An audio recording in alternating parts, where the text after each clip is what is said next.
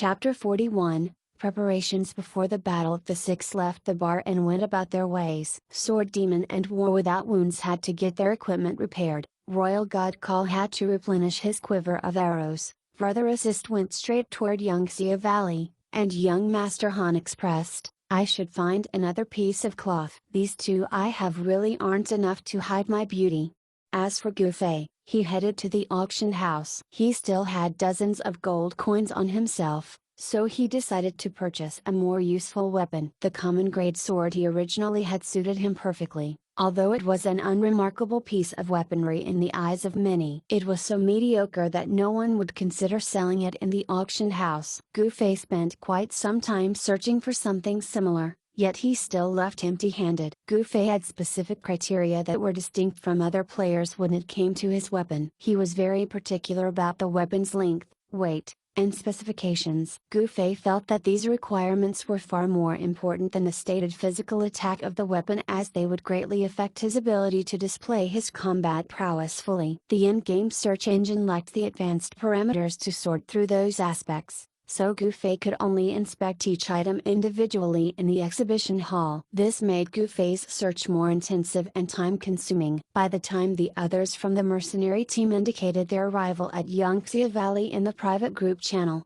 Gufei had just found a suitable Chinese broadsword. Flames of Baptism. It had a much higher physical attack than Gufei's previous common grade sword, and it even had a 30% chance of inflicting an additional fire attack to opponents. Other players would consider such a weapon as barely acceptable. In Parallel World, additional spell damage from equipment was affected by the character's own stat distribution. This meant that characters with higher magic affinity could naturally inflict stronger spell damage by using magic weapons. Hence, job classes, such as warriors, that had poor magic affinity preferred weapons that could cause status effect in lieu of spell damage. Examples of these status effects were the slow effect that ice damage could cause, paralysis from electric damage, and so on. Weapons like Flames of Baptism, which could inflict additional fire damage without causing status effect, were considered only tolerable. This was why everyone ignored this weapon, which cost about 60 gold coins, even though it had an additional magic attack proc rate 1 of 30%. Compared to Flames of Baptism,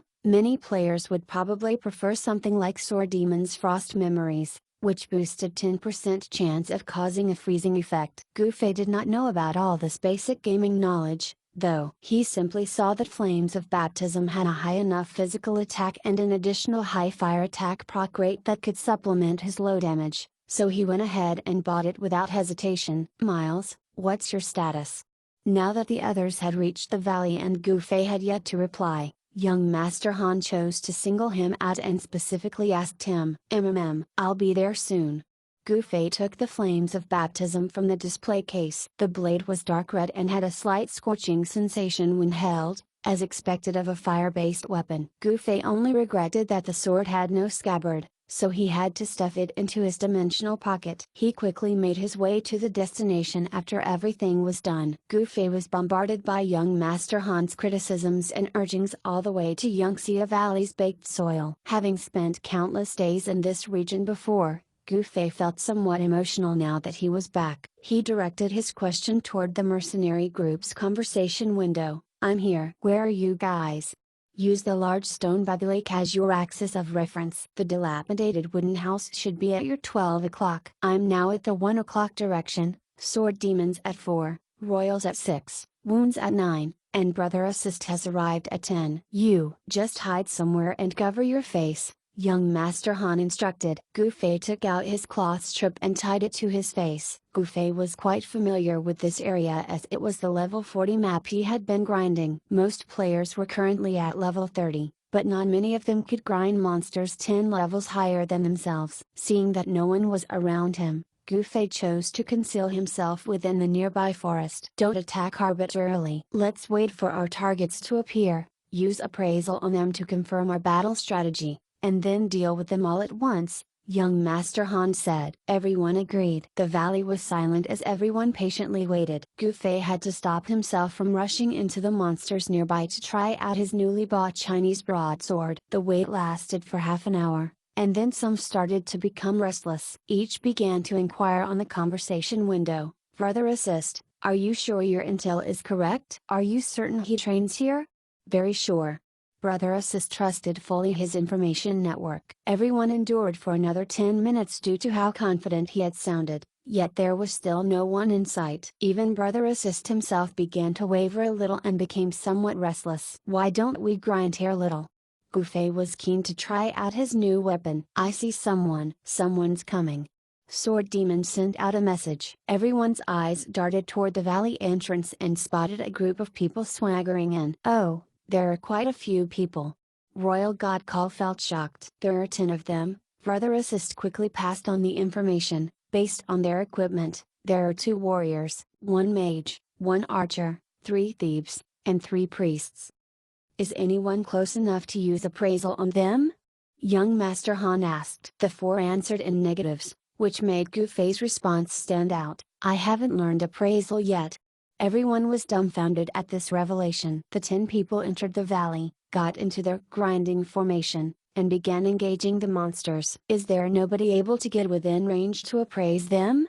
Young Master Han asked once more. I'll give it a shot, Sword Demon said. That's what I wanted to hear. Young Master Han smirked. Sword Demon activated his stealth skill and made his way toward the target group from the mountainside. There was no skill that could counter stealth at the moment, so every thief had become very good at concealing themselves and lurking about. However, stealth would get cancelled easily once a player attacked or was attacked. Using appraisal while on stealth would cancel out its effect as well. Hence, Sword Demon's only choice was to move closer to the 10-man group and keep himself hidden while he used appraisal on each of them. The position he chose was the huge rock beside the lake that young Master Han had used as the axis of reference. The others' hearts thumped loudly when they saw his invisibility came off behind that rock. He was barely 2 meters away from one of the group's members. The person only had to take 2 huge steps toward the rock and Sword Demon would be discovered. With how stealth normally worked, players could no longer activate the skill once they entered combat mode. It was easy for an experienced player to prevent a thief from re-entering stealth. More importantly,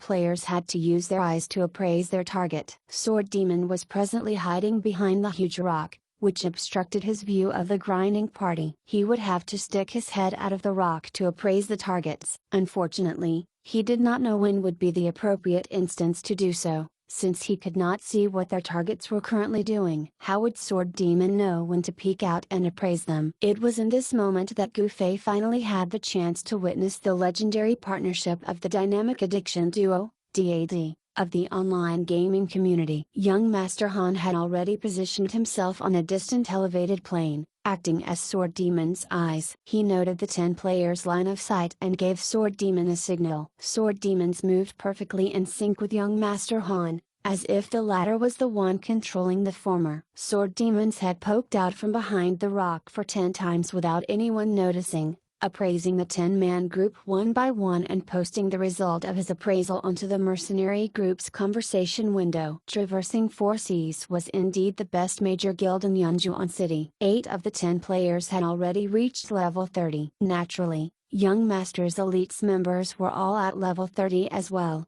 and the distance between these top experts of their job classes and those 8 players in terms of experience points earned was substantial. However, the experience earned by players had no direct impact to their combat capabilities. This was once again something that Parallel Worlds officials had cooked up to bridge the gap between new and old players. Their levels aren't low, but their equipment is so-so. Brother Assist already had a good estimate of their abilities after watching the 10 players grind and reading the information from Sword Demon's appraisal report. He shared his analysis. The 2 warriors will be difficult to insta-kill. They seem to have focused on their endurance stat while leveling up. The mage's weapon isn't bad, he has a high magic attack but terrible defense rating. The archer is a leecher so he can be ignored. The 3 priests are of average skill but will become problematic if they focus their healing on the 2 warriors. As for the 3 thieves, 2 are average while the 3rd is no smile. Sword Demon's appraisal skill failed on him,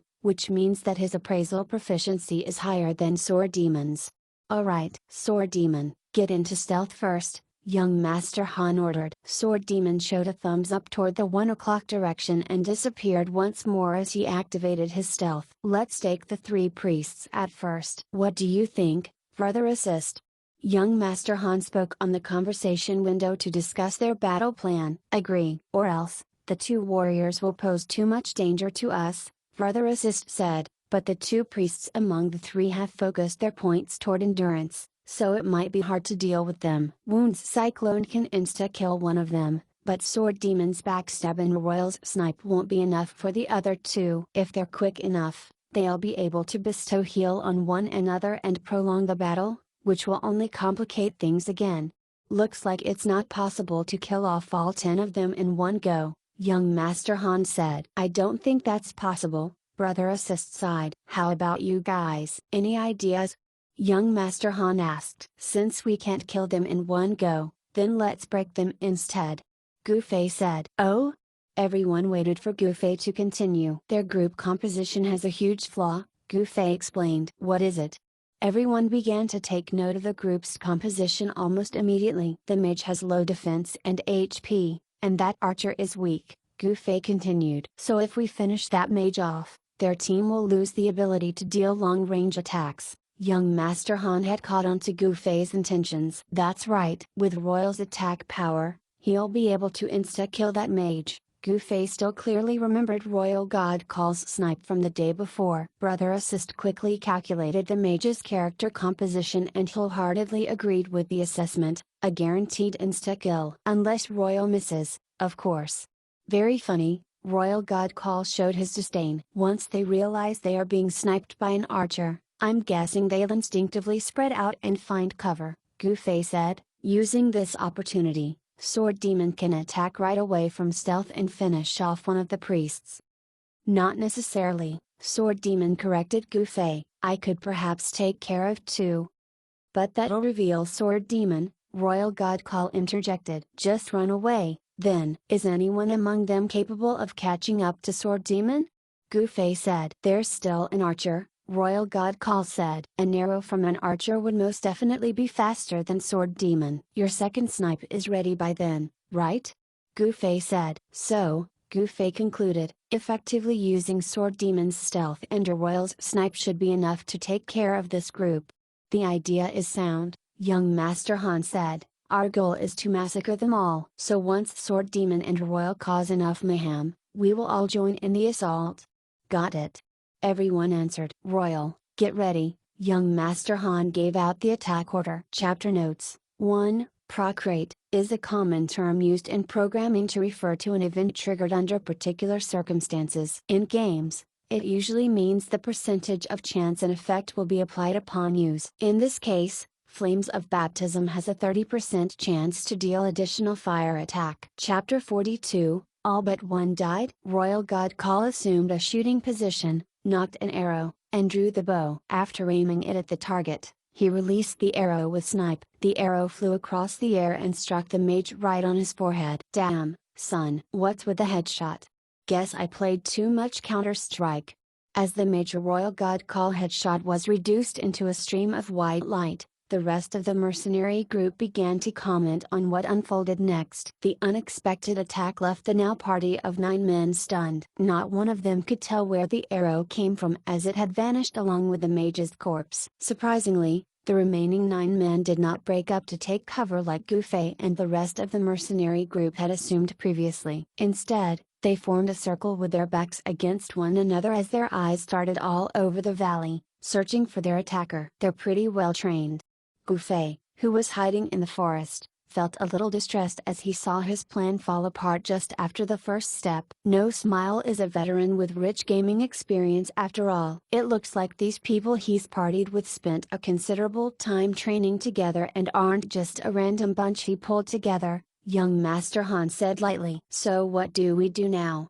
Gu Fei asked. Let him have some fun turtling up first. Hide well, Royal, young Master Han reminded. Of course. Today, I'll show them what it means to be an archer. Royal God Call had obviously held a grudge after being chastised by traversing 4 seas yesterday. Gu Fei had a change of impression about the kid. It was true that Royal God Call had not attempted to snatch the treasure chest back yesterday mainly because Gu Fei and the female warrior seemed to be acquainted. Gu Fei had originally thought that the snotty kid would bear a grudge against him. After all, Gufei was the reason for Royal God Call's failure to protect the treasure chest, resulting into him being regarded with contempt by his guild. Yet, Royal God Call did not even show a sliver of attitude toward Gufei at the moment, making the kid seem like someone with a steady disposition. As the six silently watched the 9 men slowly rotate while watching their surroundings, young Master Han decided to quiz them out of boredom. My fellow teammates, if such a situation were to happen to us someday, how should we react? Hide in the forest, this was everyone's consensus. That's right. So, Miles my pal, watch and learn. As young Master Han finished saying this, the 9 men started to make their way toward the trees once they had seen no trace of movement after that first shot. Royal, has the cooldown time for snipe ended? Young Master Han asked. It ended long ago, Royal replied. Alright, get into position everyone. Attack. Young Master Han voiced that last command. The whistling of an arrow in flight sounded through the air, and then the archer, who had the lowest level among the 9, was insta-killed. However, this arrow revealed Royal God Call's position to the enemy. Over there.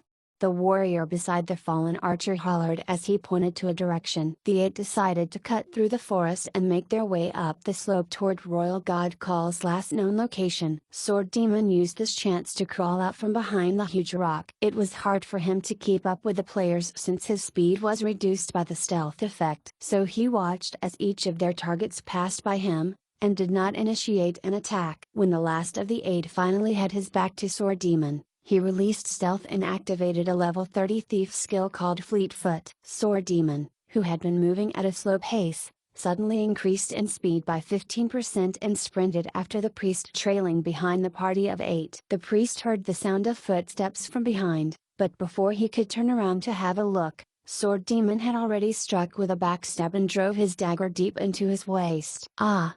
A sharp scream escaped the priest's lips. Just as what Brother Assist had said, Sword Demon's backstab truly did not deal sufficient damage to insta-kill the level 30 priest. Furthermore, the priest was quite experienced. He immediately stopped screaming and casted heal on himself. Sword Demon pulled out his dagger from the priest's wound and stabbed him once more. His attack was negated, however, as it coincided with heal's effect, allowing the priest to survive. Sword Demon's heart went cold. He had no more chances left after the 2 stabs. Everyone had already discovered his presence. And with the 2 priests left being able to cast heal alternately, he could not see any other exploitable opportunities. As Sword Demon was thinking of this, he heard 2 consecutive sounds of objects cutting through air swiftly and passing near him. In the next instant, a gasp came out of the priest's mouth as he fell dead to the ground. The priest had 2 arrows lodged in his back as he morphed into a white light. Royal God Call was standing on a distant hill slope looking rather impressive. He raised his right arm high above his head as he gestured a victory sign toward Sword Demon. Level 24 Archer Skill. Double shot. Sword Demon smiled and lifted a thumbs up high in the air toward Royal God Call as well, quickly retreating from the skirmish. You 2, go deal with that archer. Someone from the party of 7 called out the order. The 2 thieves nodded their heads and activated their level 30 thief skill Fleetfoot and dashed toward Royal God Call. Oh, fuck. That's fast. Royal God Call stopped firing as he made his getaway. Allowing the 2 thieves to close in on him would only result in his own death. Wounds, further assist, aid Royal, young Master Han quickly commanded. Roger. Royal, 9 o'clock by the wooden house, further assist said. The opposing party is now left with 3 warriors, 2 priests, and a thief. All of them rushed toward Sword Demon with great ferocity. The thief had activated his Fleetfoot skill as well, swiftly chasing after Sword Demon as he shouted toward the 2 priests behind him, "Don't let him use stealth." The 2 priests quickly shot out their only offensive skill, a mediocre holy ball. Balls of pure holy energy began to form as they chanted their magic incantations. However, Sword Demon had long since retreated and activated his stealth skill right after flashing his thumbs up to Royal God Call. Thus, the 2 energy balls hit nothing but air. Fuck.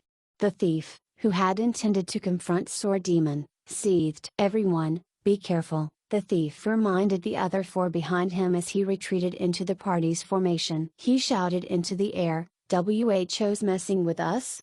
Ah! The reply came in the form of 2 more cries, which made the thief swiftly turn his head and look. The two thieves he had sent after the archer were just about to catch up to their target when suddenly a warrior, with strength boosted by a supporting knight, came from behind the wooden house. The warrior roared loudly as he used Cyclone, the most visually impressive skill in the game thus far. War Without Wounds had successfully staged the ambush and the two thieves were unable to dodge his Cyclone in time. Just as Cyclone collided with the thieves, Royal God Call sent a few arrows from behind as well. The two thieves' cries of anguish echoed as they turned into streams of white light. A knight holding onto a commonly used scepter also appeared from behind the wooden house. He patted War Without Wounds, and together with the Royal God Call, the three ran abreast back into the battlefield. Since the start of the battle, half of the 10-man party had already been wiped out. Anyone who had seen the systematic destruction of the party would have felt extremely exhilarated. Just who the hell are you people? The thief howled crazily. Another cry resounded as his answer. As the 5 leftovers were maneuvering themselves to form into a defensive circle once more, a priest became the unfortunate recipient of Sword Demon's backstab. The priest, who was mindful of dying, proceeded to quickly cast heal on himself. Unfortunately, he did not even get the chance to do so as he had been insta-killed by that one thrust. Fatal blow. The thief had the same job class, so he knew of backstab's maximum damage. He was even more aware of his fellow priest's defense rating and HP. Insta-killing his priest companion with backstab alone meant that fatal blow had been procced, and that the percentage of damage dealt must have been substantially high. Sword Demon had naturally performed backstab on the intelligence-based priest with this outcome in mind. Unfortunately, Sword Demon was not able to run away in time as the opposing party had already formed a defensive circle, easily surrounding him. Finish him. The thief gave the order as he whirled his own dagger and hurled it toward Sword Demon. At the same time, his eyes fell upon the dagger in Sword Demon's hand. It would be great if this dagger that dealt fatal blow would drop after killing Sword Demon. The weapon was undoubtedly of the highest quality. The trapped Sword Demon surprisingly did not dodge or avoid their attacks, but instead chose to pounce on the last warrior head-on. Royal God Call was already assisting him at a distance. An arrow with snipe sped through the valley and struck Sword Demon's target. War Without Wounds and Brother Assist were right behind that arrow as they followed its trajectory right into the fray. No matter the case, this guy at dead meat.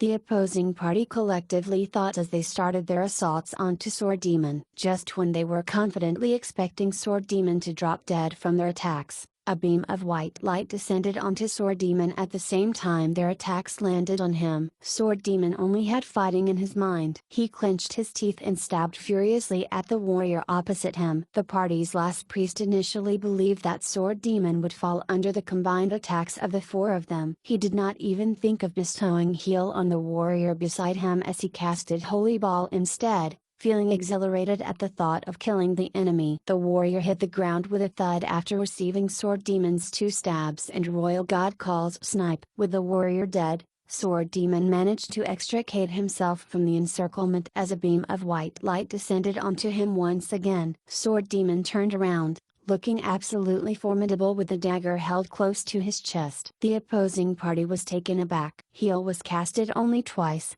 yet the timing was so punctual and precise that Sword Demon's life could literally be said to be on a knife edge. Thief was not a job class with high HP. A blow from each of the 2 warriors and 1 thief would have been enough to deplete Sword Demon's HP. Yet the priest's miraculous heal had managed to pull him back from the brink of death. The opposing party had let loose 3 simultaneous attacks to kill off Sword Demon. Since only a tiny pause in between their attacks existed, they were initially confident that Sword Demon would succumb to death before any heal arrived. The only way to prevent Sword Demon from dying was to take advantage of that tiny momentary pause and bestow heal on him before the last blow landed. This was equivalent to increasing the total HP of Sword Demon in the nick of time, allowing him to survive through their 3 consecutive blows. The heal spell would have no effect if it was not casted just then. It must be done in the gap between their attacks to snatch Sword Demon back from the maws of death, and it was not something anyone could easily do. The 3 turned and saw a priest standing at a moderate distance,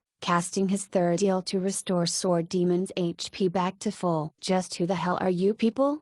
This was the third time the opponent had thrown out this question. Dumbass, can't you see our covered faces? Why in the world would we tell you our identities?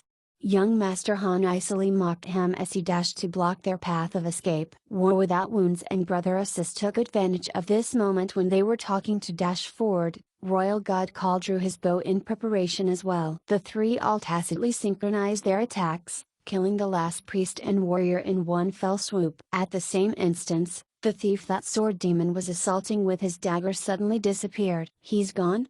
Sword Demon was shocked. The way the thief faded away was just like stealth. The only difference was that it could be activated under any circumstances. This was not a skill that the current level of thieves could use. It must have been a skill scroll. Brother Assist furrowed his brows. Given how skill scrolls were not affected by stat requirements, level restrictions, or skill proficiency, even those skills that players had not learned could be used instantly. Fuck. Young Master Han felt extremely exasperated. The guy was very clearly their target, no smile. Yet, it was beyond everyone's realm of expectation that he would actually be hiding such a high-tier skill scroll. They had actually let the final boss slip from under their noses at the last minute. This was definitely a very frustrating occurrence in this game. Everyone stared toward the valley's exit. No Smile was most likely smugly making his way over there right now. It was at this moment that Gu Fei's figure appeared from within the forest. Young Master Han was naturally furious at this person for appearing after everything was over. Young Master Han was about to curse him when he saw Gu Fei lift his arm holding a sanguine Chinese broadsword to his side. Where do you think you're going? Gu Fei smiled. Chapter 43, Additional Attack. Everyone felt dumbfounded and thought that Gu Fei must have lost his mind. Why else would he be talking to empty space? They watched as Gu Fei took 2 more steps to his right and pointed flames of baptism levelly by the side of his chest. Yeah, I'm talking to you. Stop running.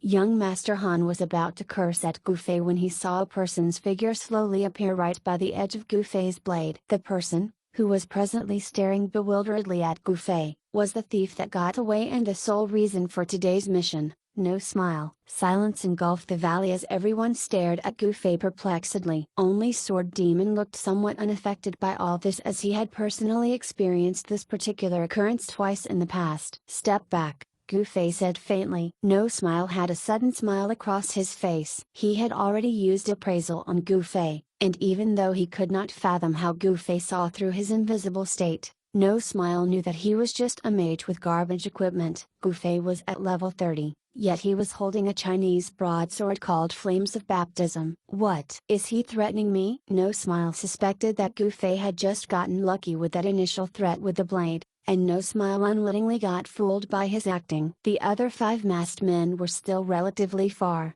so he did not hesitate to initiate an assault on Gu Fei. Only 2 or 3 stabs were needed to deal with a mage at such proximity. It would be difficult to save Gu Fei now, even if there was a priest close behind them. Everyone, including No Smile, would be remiss to not think so. Young Master Han and the rest had been thinking of this as well, and promptly rushed forward to aid Gu Fei. But to their surprise, Gu Fei just casually took a step back and No Smile's thrust failed to connect at all. In return, Gu Fei bent his arm and the flames of baptism in his hand slashed at No Smile. No Smile had not anticipated Gu Fei's fast counterattack and frantically waved his dagger to block it. This was the result of the players spending some time in this highly simulated environment. They no longer relied solely on their HP to withstand attacks. Astute players had long since found out the importance of grasping a strike's timing, knowing the proper location to land a hit, and so on to exerting the highest damage in their attacks. Conversely,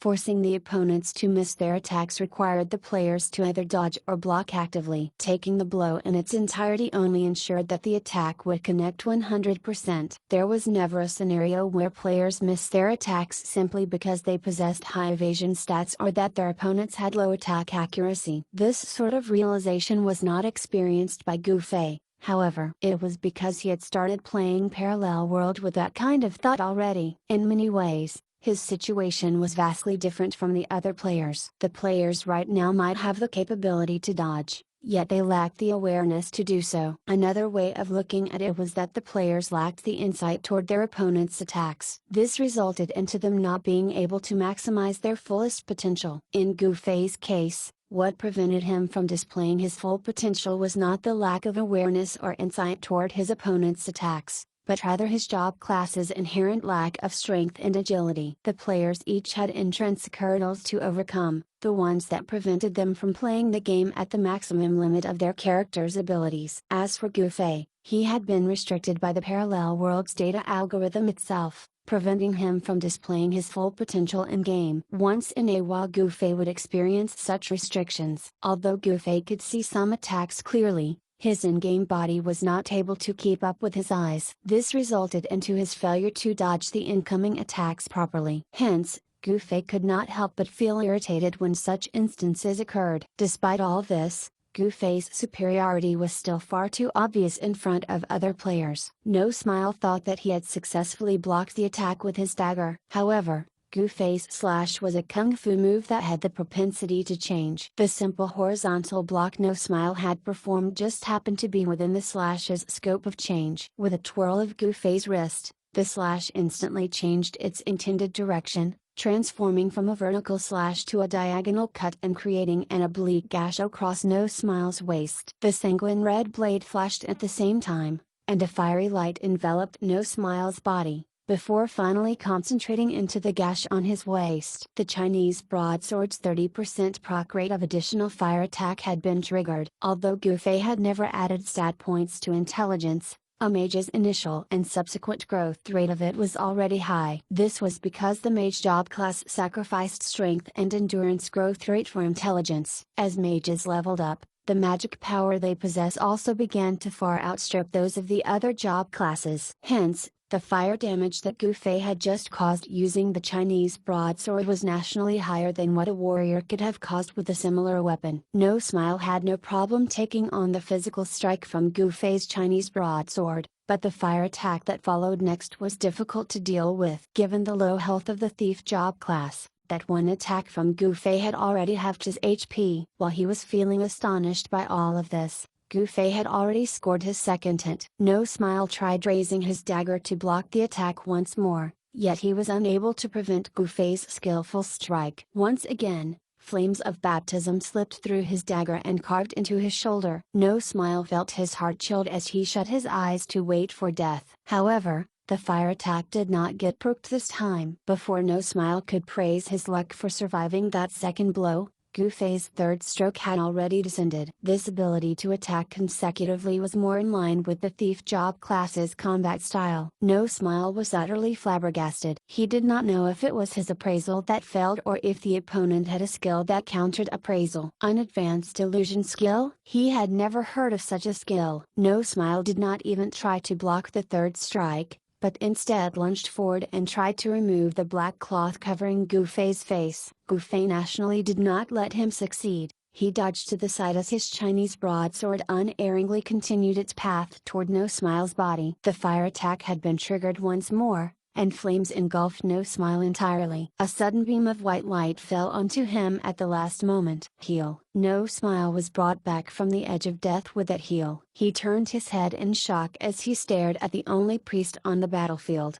young Master Han. Gufei stopped attacking immediately. Surely, young Master Han had his reasons for healing an opponent Gufei was just about to finish off. Brother Assist and the rest had originally wanted to help Gufei out, but they ended up just standing there and watching Gufei unleash his sword strikes at No Smile. They could hardly believe what was happening, especially since it was the first time that they had seen a mage fight like a thief. Gufei's actions went against their past online gaming knowledge, dazzling them all. Everyone finally recovered from their dazed expression after Gufei finished his 3 strikes and young Master Han used his heal on No Smile. They hastily rushed forward and surrounded No Smile. Although No Smile was the main target of this mission, everyone's gaze was actually on Gufei. Only young Master Han still had his mind resolutely on the mission. He stared at No Smile and asked him evenly, "No Smile?"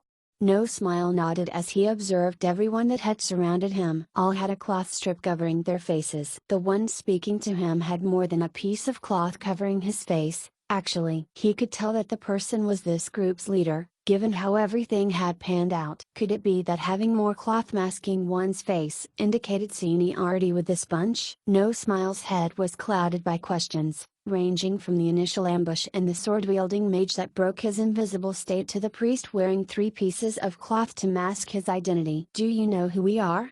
young Master Han asked. No Smile shook his head. "That's good." Young Master Han sighed deeply in relief. Cut to the chase. Sword Demon rolled his eyes. Young Master Han nodded and pointed at No Smile. "You know of Amethyst Rebirth Guild?" "That's your guild?" No Smile was taken aback. Everyone would often associate July and him to their past altercation, so he assumed that this person was the same. Hence, he never expected young Master Han's next words. "I don't know what bone you have to pick with Amethyst Rebirth, but I have 2 sisters in that guild. As long as you're looking to give that guild trouble, we will trouble you as well, savvy?"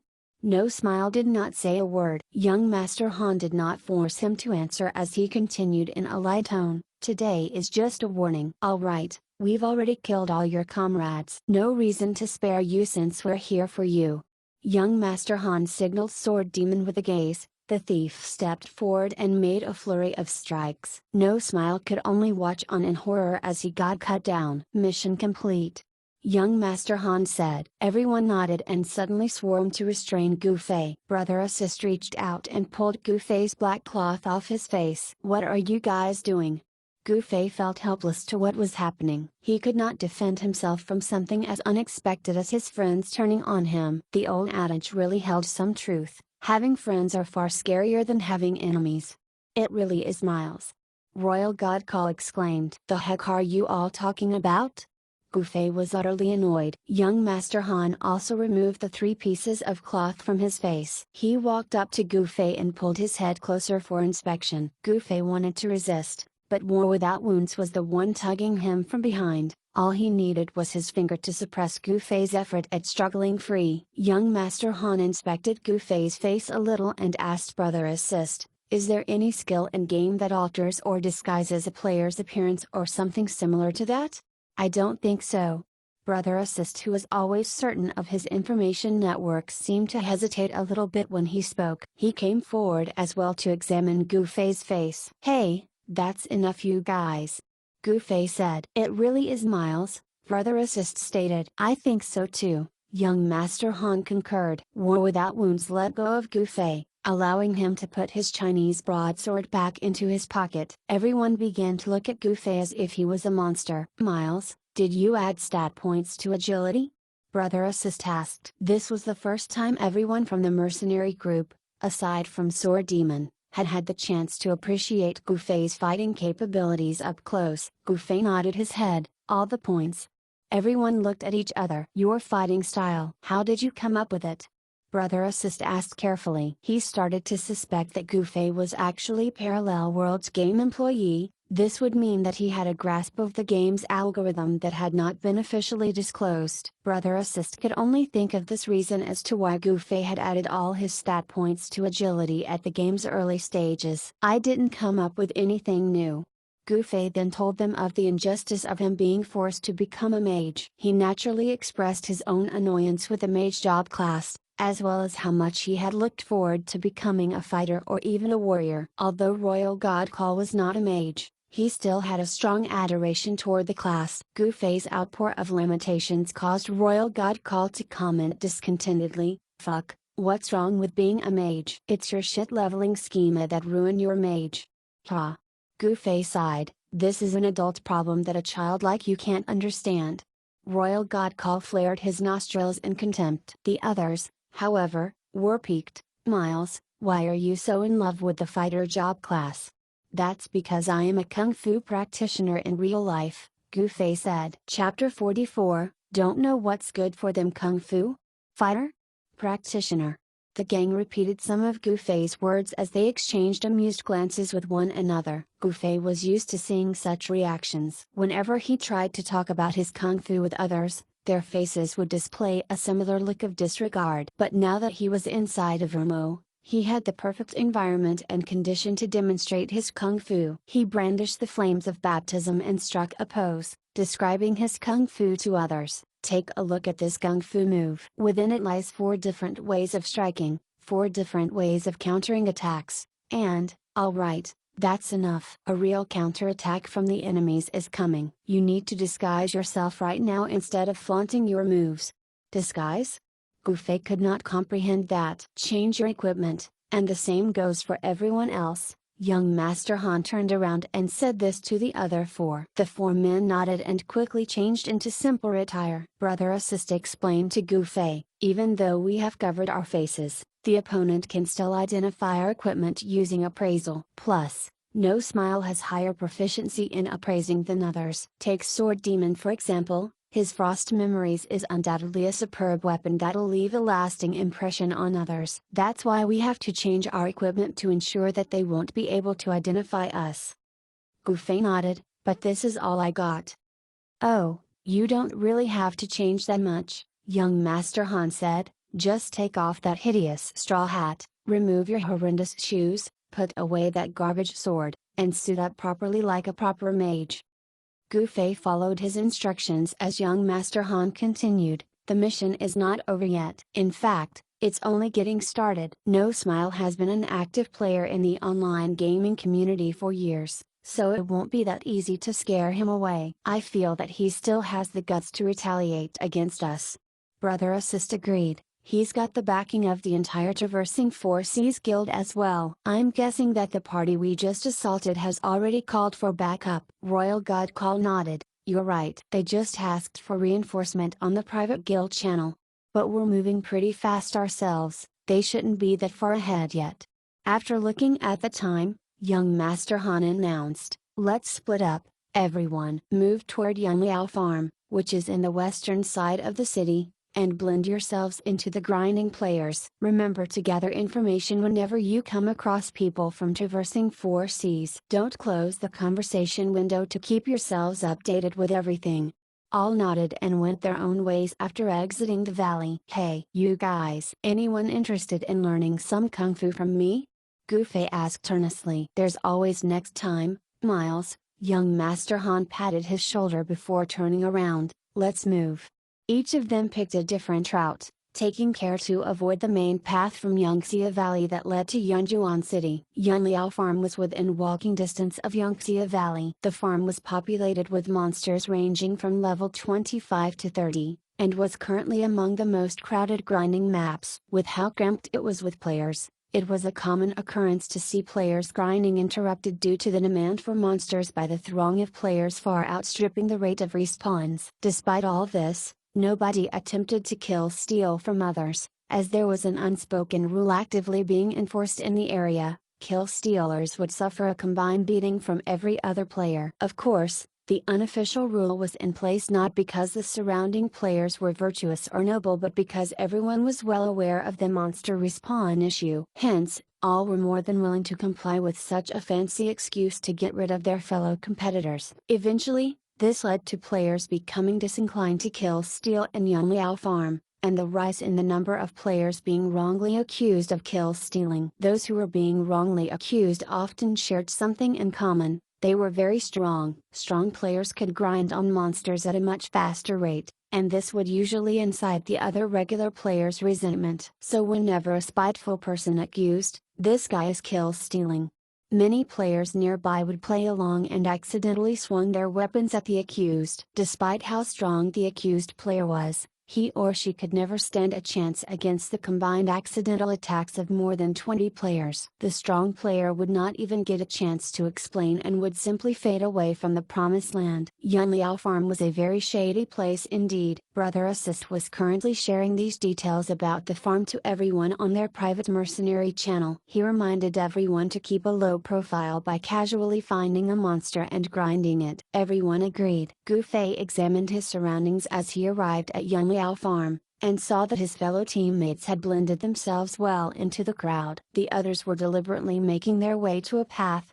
in the middle of the farming field, leading straight to Yangtze Valley. If the members of Traversing 4Cs were here, they would surely go through that road. Gufei saw his fellow teammates following the instructions of Brother Assist. They equipped themselves with the worst weapons, and slowly engaged some monsters. Gufei promptly took out his magic staff as well. However, instead of casting a spell, he was using it like a beating stick to fight against a scarecrow that had just respawned. A few moments later, Sand and dust could be seen getting disturbed from a distance. A group of players were running uniformly in a neat formation toward the direction of Gufei and the others. Since the players' stat distribution and equipment from various job classes affected their movement speed, they were running at an even pace to maintain their battle formation. Otherwise, they would probably get themselves accidentally killed if they charged full speed ahead in a disorderly manner by the time they reached the grinding area. This group of players from traversing 4 seas had evidently thought their actions through,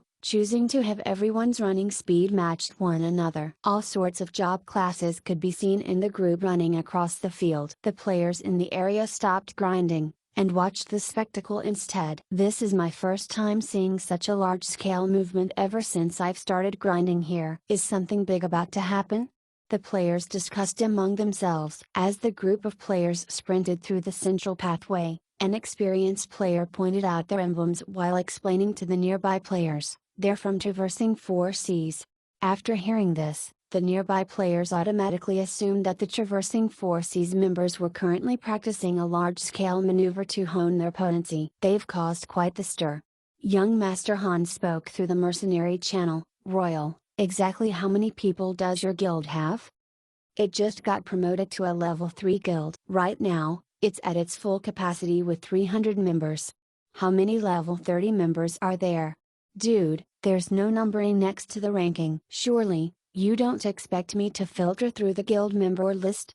Royal God Call asked exasperatedly. If No Smile knows what's good for him, he won't be calling these people here. Too bad. He's under the delusion that others can back him up. TSK. Let's play with him again then, young Master Han said. A majority of those from traversing 4 seas had already run past the farm and were now nearing Yangtze Valley. Only 1 or 2 could be seen falling behind the rest as they struggled to keep up. Royal God Call wanted to kill off the players falling behind by ambushing them with his arrows, but young Master Han stopped him. "They're searching for us. Won't your attack let them know that we're at Yangliao Farm?"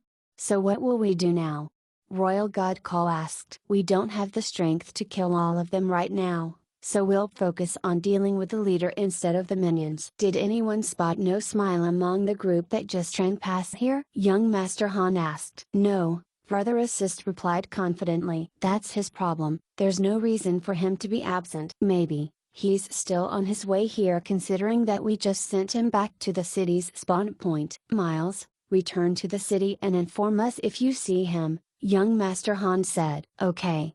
Gufei got up and prepared to leave. "Try to arrive there as fast as you can. Once you're in the city, head to the Thieves' Union. No Smile will surely respawn there. Find another chance to get rid of him again. You can solo him, right?" young Master Han said. "Of course." Gufei carried his magic staff on his shoulder, whistling as he went on his way. A mage who distributed all the points toward agility was not slow at all as he rushed back to the city. Just as Gufei saw the city's outline after a short run, he caught sight of a figure running toward his direction as well. He looked closely and recognized the figure to be No Smile. "I've spotted No Smile," Gufei whispered onto the mercenary channel. "Copy that. Let him be for now. Focus on returning to the city. Be sure to send a message after you reach the Thieves' Union." "Brother Assist, you go and have a walk too. Let's estimate the time it takes for No Smile to reach here, so that we can choose the right place to carry out our assault." "No problem." Gufei and Brother Assist delivered the same message at the same time. Gufei and No Smile crossed paths just as he finished delivering the message. No Smile did not pay the slightest attention to Gufei and just rushed forward with an anxious look on his face. It did not take Gufei long to reach the Thieves' Union after entering Yanjuan City. He looked around the terrain and sent the message, "I've arrived." And right before that, Brother Assist had managed to encounter No Smile as well. Their plans were quickly laid out once they had been notified of Gufei's arrival to the designated location. "Here comes No Smile." Royal God Call yelled into the chatting channel. Hey, give me a live play-by-play." Gufei, who was unable to witness everything in real time, did not wish to miss out on the excitement. "Allow me, then." Royal God Call volunteered himself. "No Smile is coming over. He's coming over. Coming over alone. He's holding a dagger, which represents the glorious tradition of thieves. He's now walking on the pathway on the field. He's not looking around him at all and is simply just making his way forward. He takes a step forward, 2 steps forward, 3 steps. Oh, I am sorry. I should have counted the steps backward, it's more exciting that way. Sorry, I don't know which steps I should start counting from if I'm doing a countdown. I'll just count the steps like normal. 1 step forward, 2 steps forward, 3 steps forward, getting close now, he's getting closer with every step he takes. 7, and 8. He's here. The fight is on. Sword Demon, who's been hiding himself using stealth in the middle of the road, begins his assault. Just as No Smile has walked past him, he turns his body deftly and unleashes backstab deep into, I am sorry, I can't really see if that's the waist or the butt. No Smile turns around with no smile on his face. Unfortunately, all he can see is a face covered with a black cloth. No Smile attempts to yank the cloth away but loses his chance as Sword Demon has viciously stabbed him once more. Hey, Sword Demon, I think you should just let him yank that piece of cloth away from your face. Who knows? He might drop his equipment if you scare him to death with that face of yours. Scram! Sword Demon, who had taken care of No Smile, sent over a message with just a single word. Miles, how are things on your end? Young Master Han asked. Oh, he's in my line of sight, Gufei replied. Gufei saw No Smile fuming with rage as he dashed out of the Thieves' Union. He was so flustered and angry that he spun on the spot twice, his sense of direction probably clouded by his anger. Afterward, he just bent his head 45 degrees downward and stared at the ground dazedly. Well, it's my turn to act now. Unfortunately, I'll be too busy to give everyone a live play-by-play. Gufei covered his face with a piece of black cloth that he had taken out and put on the straw hat on his head. Hiding the flames of baptism on his back, he hurried toward No Smile. Chapter 45, Pursuit. Gufei managed to reach No Smile's back unnoticed, as the latter was deep in his thoughts. Thinking that it would be boring to attack No Smile from behind, Gufei walked to his front instead. Hey! No Smile raised his head upon hearing the voice and saw a face covered by a piece of black cloth. He jumped up to his feet like he had been stung and fled without putting up a fight. This has become more boring than fighting regular monsters, Gufei sadly thought before rushing forward to slash at No Smile. Thieves initially had an edge in terms of agility, but No Smile had distributed a majority of his stat points to strength. He had just dropped 2 levels as well, so his speed was inferior to a mage who had distributed all his stat points to agility. Although mages did not have the upper hand for agility, they at least did not suffer any handicap for that particular stat. Gufei was rather jaded with the current process of chasing and slashing No Smile. No Smile's mind was set on retreating to the safe zone, so he just kept on running desperately. Unfortunately for him, Gufei was the one with superior speed. Gufei sliced at No Smile with his every step. Although the flames of baptism's fire attack did not proc even once, Gufei still managed to slay No Smile right before the latter reached the safe zone. Waves of exclamation thundered from the surrounding players after seeing No Smile go down. Gufei sighed heavily. No Smile, who had respawned inside the Thieves' Union for the 3rd time, currently looked very pissed. No Smile began to utter profanities while he pointed at Gufei. Gufei turned a deaf ear to his curses, shrugged his shoulders nonchalantly, and left the Thieves' Union as he waved goodbye at No Smile. How was it? How was it? There were at least over 100 inquiries from young Master Han and the others on the mercenary channel. It's settled. Gufei replied promptly. Did he drop any equipment? Young Master Han asked. No, Gufei answered. Really? What's with his luck? Not one piece of equipment was dropped after dying thrice? Everyone doubted young Master Han's real motive after he had said that. Was young Master Han's order to kill No Smile thrice intended to erode the enemy's morale, or to acquire the enemy's equipment for himself? Well, one more time, then. Royal Godcall was more honest with his intention. I'm still not convinced that he won't be dropping any equipment every time he's killed. What's his face like when he saw you? Young Master Han asked Gufei. Afraid. Very afraid. What about when he was killed? Pissed. Very pissed. What about now?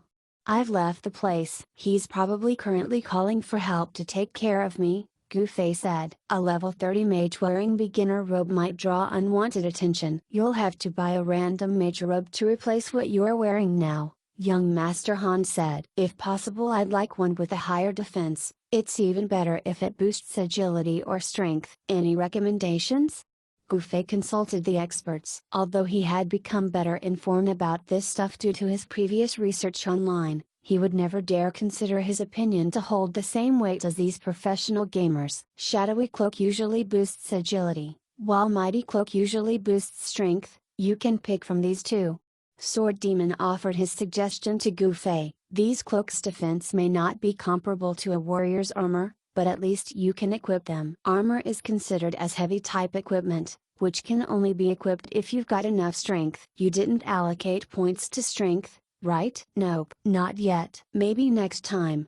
Gufei said. Everyone was speechless. Anyway, just get yourself a regular mage robe. Considering how cloaks are usually favored by thieves rather than mages, you'll just be more conspicuous if you wear one. I guarantee that you're the only mage in this city who would even think of doing that, young Master Han said. A mage wearing a cloak. Guys, I feel like crying. Royal God Call said. Save your tears for later when Miles equips himself with heavy armor. Brother Assist tried to cheer him up. As a mage, your stat point distribution is all over the place. I think recruiting a real mage is in order, young Master Han said. Royal God Call lamented, if only I had chosen to be a mage. Enough with all that. Let's get down to business, young Master Han said. We'll head back to the city now. Miles, keep an eye on No Smile. If it's possible, try to sound him out to see if he has given up on his revenge. So am I supposed to buy new clothes or sound him out?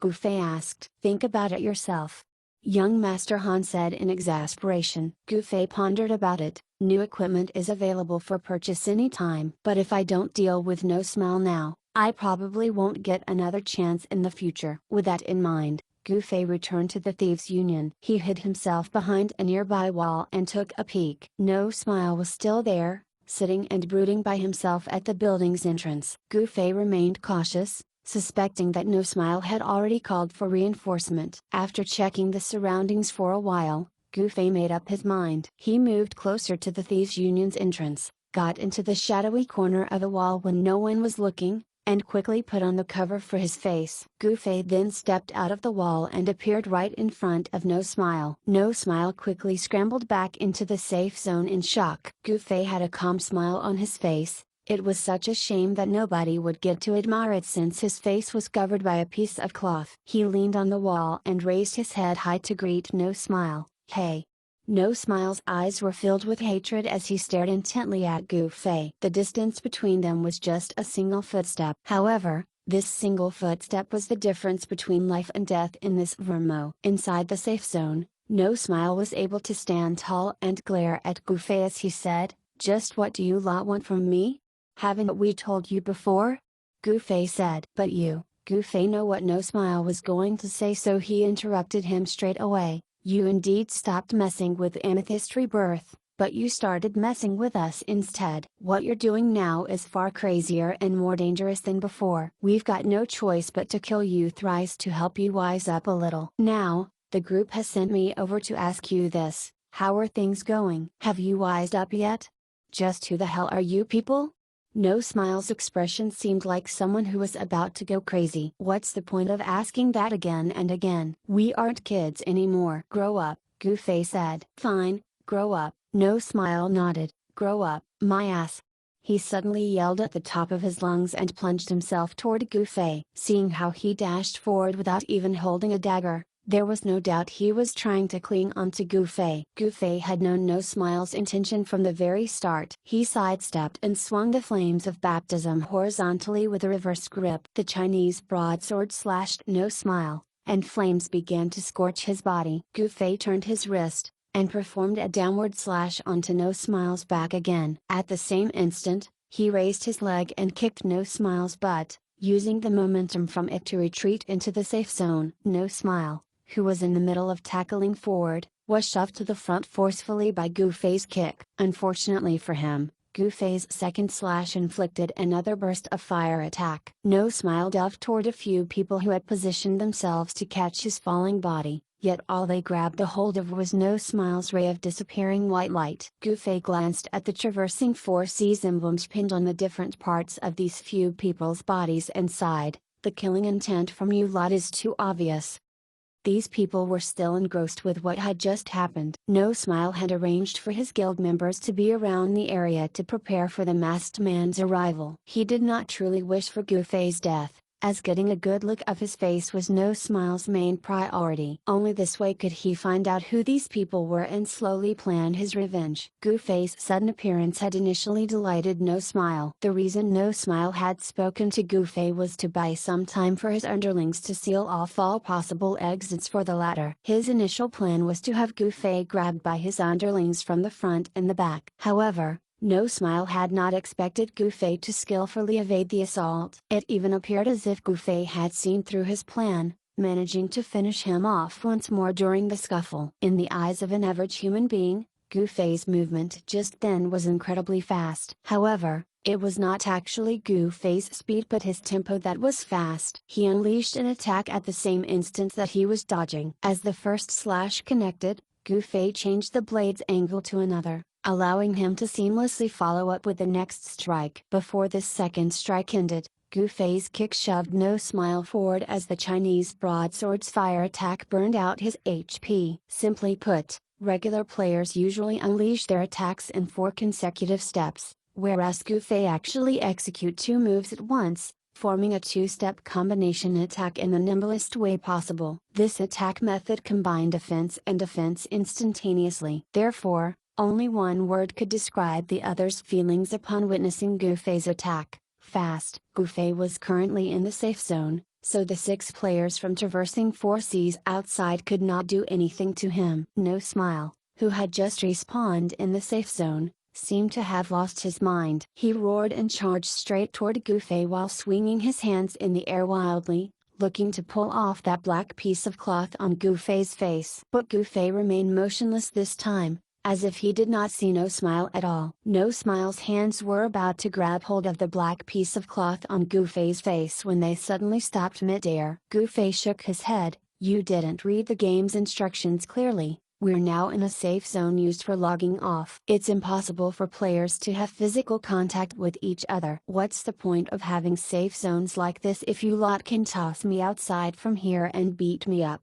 No Smile's arms trembled as they remained suspended mid-air. He had died 4 times in a row, and now he was challenging the game's system design. It was only normal for his attempt to break the no physical contact policy in the safe zone to not work at all. At the next moment, an idea popped up in his mind, and he proceeded to puff up his cheeks and blew at Goofy's face. Goofy could not believe his eyes. Are you an idiot? When I said physical contact is impossible, that includes blowing air with your mouth to remove the cloth from my face. Finally, No Smile was out of options and he sat down on the ground dejectedly. As Goofy stared at No Smile, he started to sympathize with him a little. Goofy could not help but console him. Just let this be, man. You're actually pretty lucky considering that you didn't drop any equipment even after dying 4 times.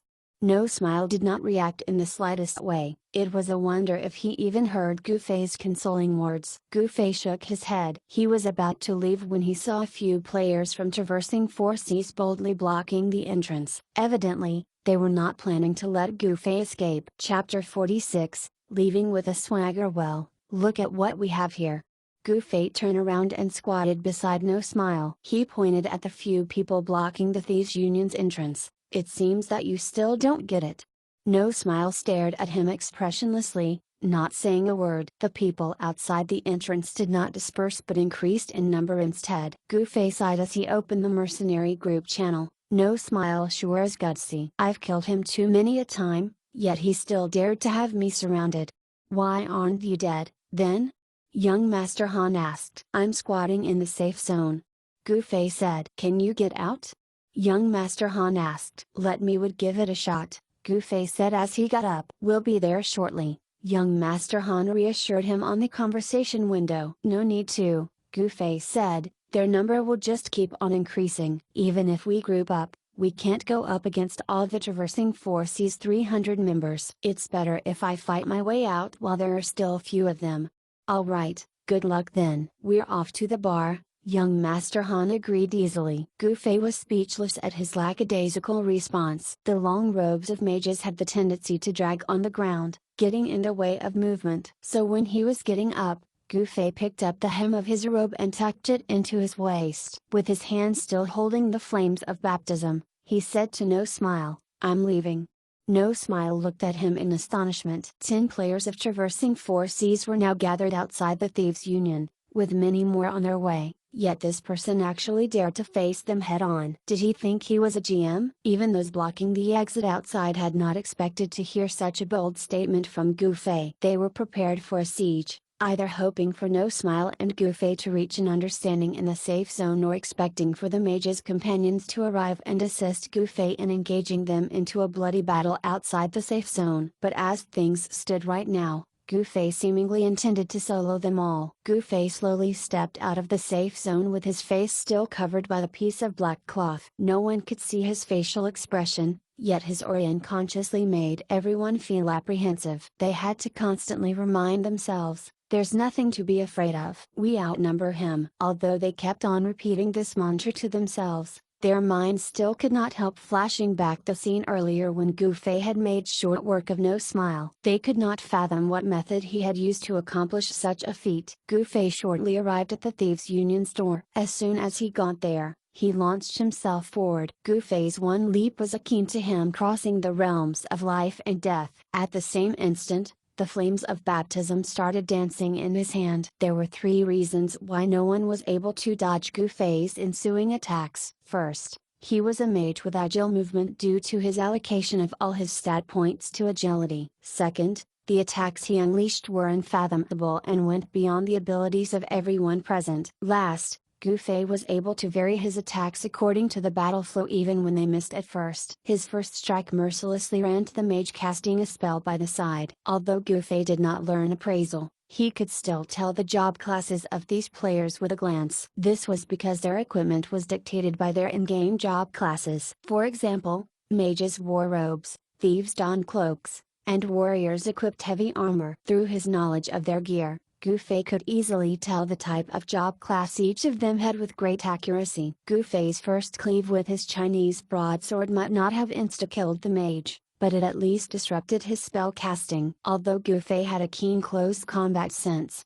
he was still wary of mage spells. This was especially the case with the beginner spell Fireball, which could track his movement and hamper his technique execution for a short amount of time. Besides that strike with his Chinese broadsword, Gu Fei managed to kick another player as well. Even though the kick was not backed by a strong force, it was still able to drive the player a few steps backward, which in turn stopped the other 2 players at Gu Fei's rear from rushing at him. Once Gu Fei had landed on his feet, he spun the flames of baptism and hurtled it toward the mage. The mage was unable to deal with Gu Fei's attack with his low HP and average speed. The magic staff in his hand could not block the attack as well, making the mage frustrated with it. The last hit perked the flames of baptism's fire attack. Despite the mage job class high magic resistance, its weak physical defense and meager HP ensured that the mage could not survive Gu Fei's 2 attacks. With the Chinese broadsword in hand, Gu Fei was completely fired up and itching for a fight. Even though the group of people that had been blocking his way out only tried to subdue him,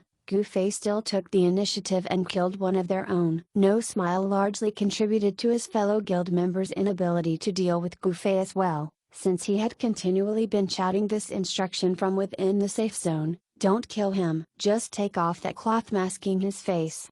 No Smile was worried that Gu Fei would be shredded to death by the concerted attack of his fellow guild members. If that happened, No Smile would be unable to find out Gu Fei's identity, as the latter would be sent back to the Mage Academy's spawn point. Hence, No Smile made the same mistake that Cao Cao did in the past. As the story went, Cao Cao made the fatal mistake during the Battle of Qingbin of issuing this order: "Nobody fires an arrow. Capture them alive," which gave Zheoyan a chance to carry Liu Bei's son across the battlefield in his bloodied robe and escaped. However, Cao Cao made that critical error in judgment back then because he was greatly emboldened by his army of 1,000,000 men. No Smile, on the other hand, only had 10 men, yet he still saw it fit to emulate such a historical figure. Within the time frame of his command, Gu Fei managed to kill off the mage. The remaining 9 men rushed to avenge their fallen comrade, but felt somewhat troubled when they heard No Smile's order once more. Normal players could neither control their attack to the point of consistently causing maximum damage like Gu Fei nor maintain attack with minimum damage. Hence, the warriors carrying bulky weapons were at a loss of what to do,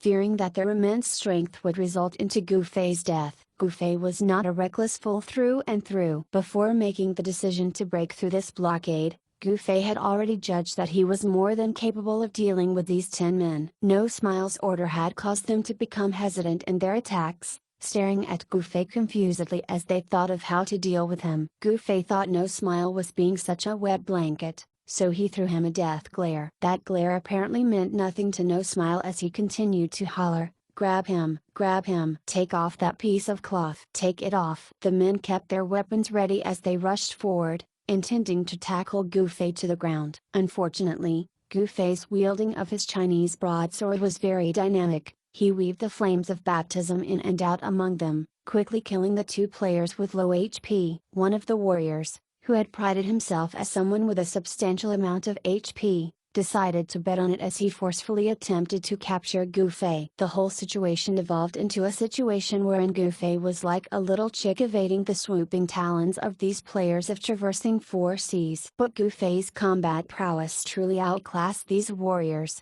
resulting into them not even catching the hem of Gu Fei's robe. 2 more fell from Gu Fei's swordplay in the next instance, with one of them being the warrior who had disregarded Gu Fei's damage output with his high HP. No Smile finally realized how terrible his previous command was. Unfortunately, it was too late for regrets now, and he could only watch everything unfold. In an attempt to avoid the ire of the people who had come to assist him, he shouted encouragingly, "Just hang in there until the reinforcement arrives."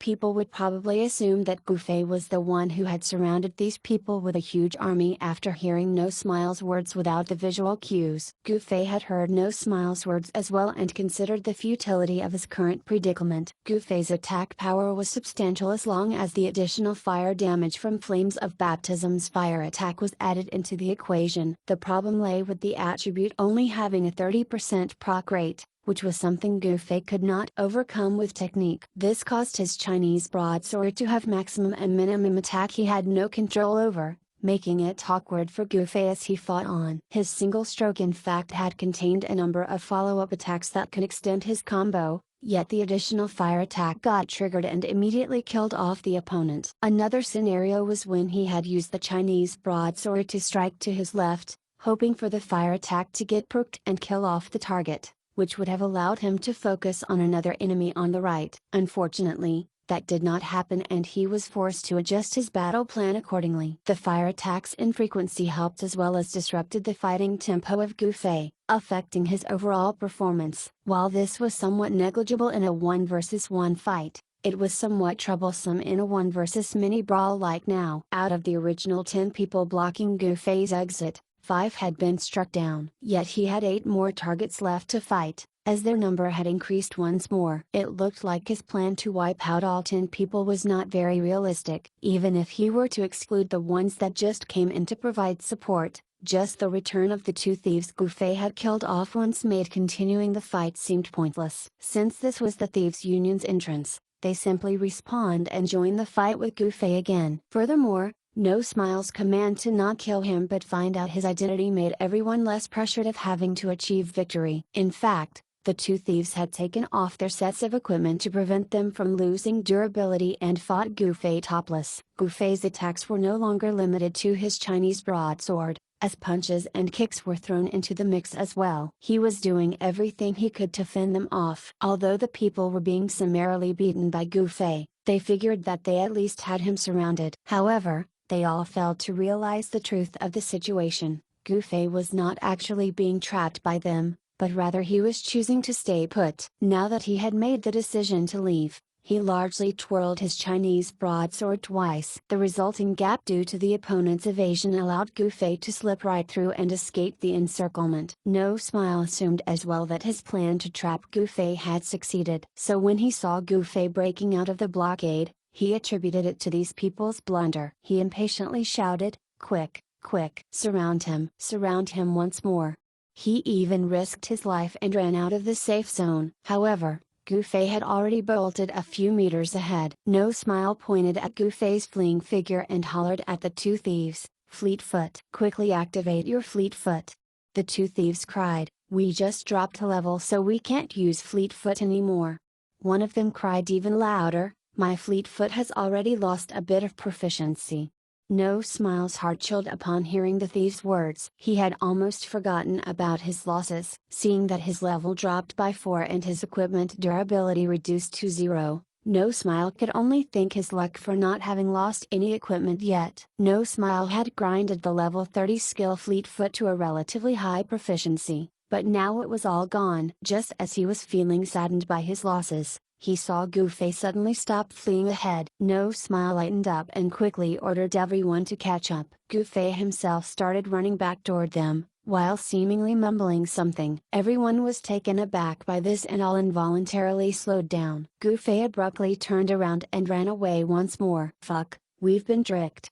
No Smile bellowed in his anger. When they started to slow down before, the distance was increased further as Gufei ran off once more. All were vexed as they once again quickened their pace. Suddenly, a fiery glow appeared before their eyes as a fire dragon formed mid-air and changed into a massive fireballs that flew toward them. "Ah!"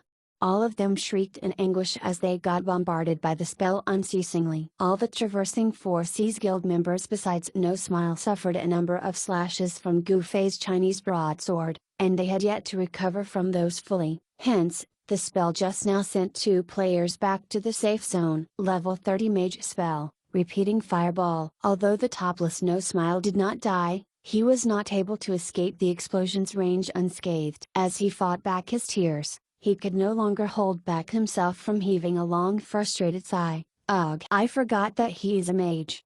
Chapter 47, Taking the city by storm. The fleeing Gufei suddenly thought of unleashing repeating fireball onto the Traversing 4Cs Guild members who were presently chasing after him. This was the first time he had considered using a spell in an actual fight. Initially, he had only been trying to delay them for a bit so that he could make a successful getaway, yet the end result was actually gratifying. 2 opponents were eliminated. Unfortunately, Gufei saw players charging toward his direction from every street corner. They were probably the additional backup called here by No Smile. Gufei had to give up his plan of returning to kill No Smile, the sole survivor among his 3 original pursuers, and focused on escaping from the scene of the crime. Gufei threw the pursuers off his track by circling the chaotic streets of Yunjuan City. He then found a quiet and isolated alley to take the straw hat off his head, remove the piece of black cloth covering his face, and put away the flames of baptism. After doing all this, he blatantly walked out of the alley with a magic staff in hand. More and more players could be seen heading toward the Thieves' Union, with a handful being members of Traversing 4Cs and the rest being the onlookers. Gufei felt bad for them since there was nothing to see over there anymore. Gufei, the culprit, walked nonchalantly on the streets and reached Ray's bar in no time. Ray was already quite familiar with their gang of 6, especially when 2 out of the rest could leave a lasting impression with their looks alone. As Gufei entered the bar, Ray greeted him with a smile and pointed toward their usual room. Gufei walked over and lifted the curtain to take a look inside. He saw that these 5 were truly men of their words, as they truly went drinking at Ray's bar after saying that they would. The 5 raised their heads and saw Gufei. Young Master Han looked at the time and said, 6 minutes. "Sorry, guys." "It's my win," Sword Demon said blankly, and then he laid his hand with palm up onto the table. The other 4 put their hands dolefully into their pockets, each taking 5 gold coins out and tossing them onto the table. Sword Demon collected the coins with absolutely no consideration for the others, before reaching his hand out again towards Royal. "You should be giving me 10. "Oh, come on. It's just a casual remark. You can't be taking that seriously?" Royal Godcall was not pleased. "Of course, I'm taking that seriously." A man should always mean what he said. Sword Demon's hand was still hanging out toward him. "Just give it to him. Otherwise, we can't continue drinking," young Master Han said. Royal Godcall unwillingly handed additional 5 gold coins to Sword Demon. The 5 only started paying attention to Gufei after settling their little dispute. Young Master Han took the lead and applauded, Welcome. A warm welcome to our top slayer. Goofy stared at Sword Demon, who was putting the gold coins into his pocket, and asked, "What's all this about?" "Oh, it's nothing really. We're making a bet on how long it would take you to fight your way out from there," young Master Han said. "Betting, eh?" And Sword Demon won? Goofy sat down while saying that. Sword Demon nodded. "Well, half of that ought to be mine." Goofy laughed. Sword Demon nodded again. He reached into his pocket and took out the gold coins. After counting the coins thoroughly, he separated 12 gold and 50 silver coins from his pile and pushed them toward Goofy. "Half for you and half for me." Goofy felt stunned, as he was simply joking with Sword Demon. Young Master Han let out a long sigh. "Just take it. Remember not to joke with those who lack a sense of humor next time." Sword Demon remained very serious. "You earned it. I'd split the coins with you anyway even if you didn't say that." Goofy was laughing dryly at Sword Demon. "In that case, thanks." He put the coins inside his pocket while Royal God Call looked on with a sorrowful expression. "So what happened? How is No Smile now?" young Master Han asked Goofy. "I don't know. I came here straight after breaking through that blockade." "You're not expecting me to go back and have a talk with him after all that, right?" "There are quite a lot of them over there now," Goofy said. Royal God Call nodded. "Those heading to Yangtze Valley have been summoned back as well." "Has No Smile said anything yet on the guild channel?" young Master Han asked Royal God Call. Royal God Call stared intently at the chat history of the guild channel. Everyone is either asking what happened to him or the identities of his attackers. But he has remained silent all throughout. "Oh, wait, he posted something," Royal God Call said suddenly. "What did he post?" "Avenge me, my fellow brothers." Royal God Call read it out loud for everyone. Everyone looked at one another. "That guy is such a pain in the ass," young Master Han sighed. "But if he starts holding a grudge against us, he'll stop messing with Amethyst Rebirth, right?" "Our mission is complete, then," Brother Assist reasoned. "Not likely. He doesn't know who we are, so how's he going to hold a grudge against us?" "In the end, he can only vent his anger onto Amethyst Rebirth," young Master Han said. "I think our approach to this mission might be somewhat skewed from the get-go," Goofy said. "No Smile and July's Heat's online drama happened way back. Him being this vindictive after all this time proves just how petty he is. Wasn't he the one in the wrong for whatever that had happened in the past? Yet here he is, stirring things up in Parallel World by sabotaging Amethyst Rebirth's guild quest. That means he's malicious as well. He even said avenge me, my brothers.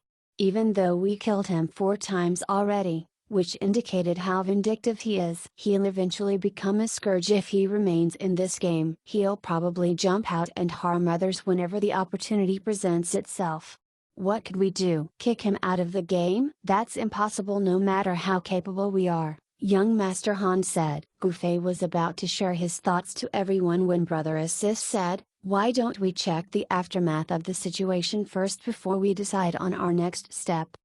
Everyone nodded in agreement. And with that, Goofy swallowed what he was about to say. Meanwhile, most of the people's conversations everywhere in Yunjuan City seemed to revolve around a major affair that had just occurred. The news spread at an unprecedented rate since people were sharing it across various chatting channels. There had not been any PvP situation involving an entire guild since the game's release, and yet today, the members of Traversing 4 Seas, the largest guild in Yunjuan City, were seen rushing toward Yangtze Valley from the city, before hastily making their way back from the valley toward the Thieves' Union in the city. According to the eyewitnesses at Yunliao Farm, No Smile of Traversing 4 Seas was passing by the central pathway when a thief on stealth suddenly revealed himself. The thief, whose face was covered by a piece of black cloth, killed No Smile before leaving casually. An onlooker from the Thieves' Union described what he saw as well. A hotshot, whose face was covered by a piece of black cloth,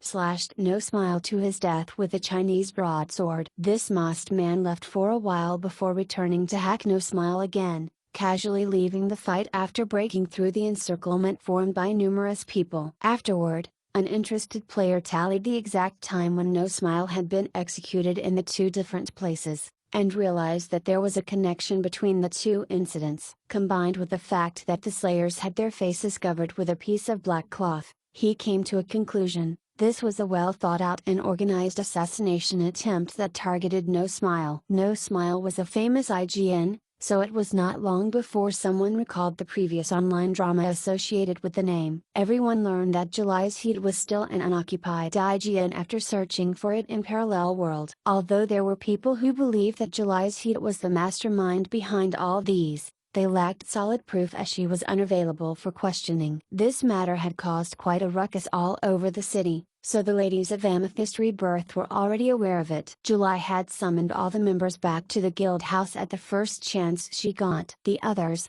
except for Luo, were unaware that the current affair was related to the past online drama. Now that the issue had escalated to such a scale, it was pointless to bury the truth. Nobody, with the exception of Ziu, would believe July even if she claimed that she did this purely because their guild quest had been sabotaged. July received unanimous support from all the ladies after she had come clean to everyone and explained everything about her past conflicts with No Smile and her reason for hiring a mercenary group to deal with him. July did not intend to associate with him, and it was No Smile who had started this whole mess by interfering with their guild quest. No matter how mild-mannered a lady was, she would still snap when dealing with a prick like No Smile. Take the ill-tempered Lai for example. She had already kicked a nearby stool after hearing July's confession and told everyone that she was leaving to beat No Smile's sorry ass. Of course, she was restrained by the others immediately. July solemnly said to everyone, "I asked for outsiders' help because it's clear that the opposing party is leagues beyond us. What happened in the city just now is probably their doing. But with my understanding of No Smile, simply killing him a few times is not enough to intimidate him. This matter is far from over, so please be careful out there, everyone. It'll be best if you can all remain offline for a few days." Sis July, hiding is not the answer. We have to fight as well, a lady said emotionally. But, Sis July, don't worry about us. It's just a game. PvP is part of the game. It's not like we're trying to trample everyone here. So what if we lose a few levels when we die? It's nothing scary. Yeah.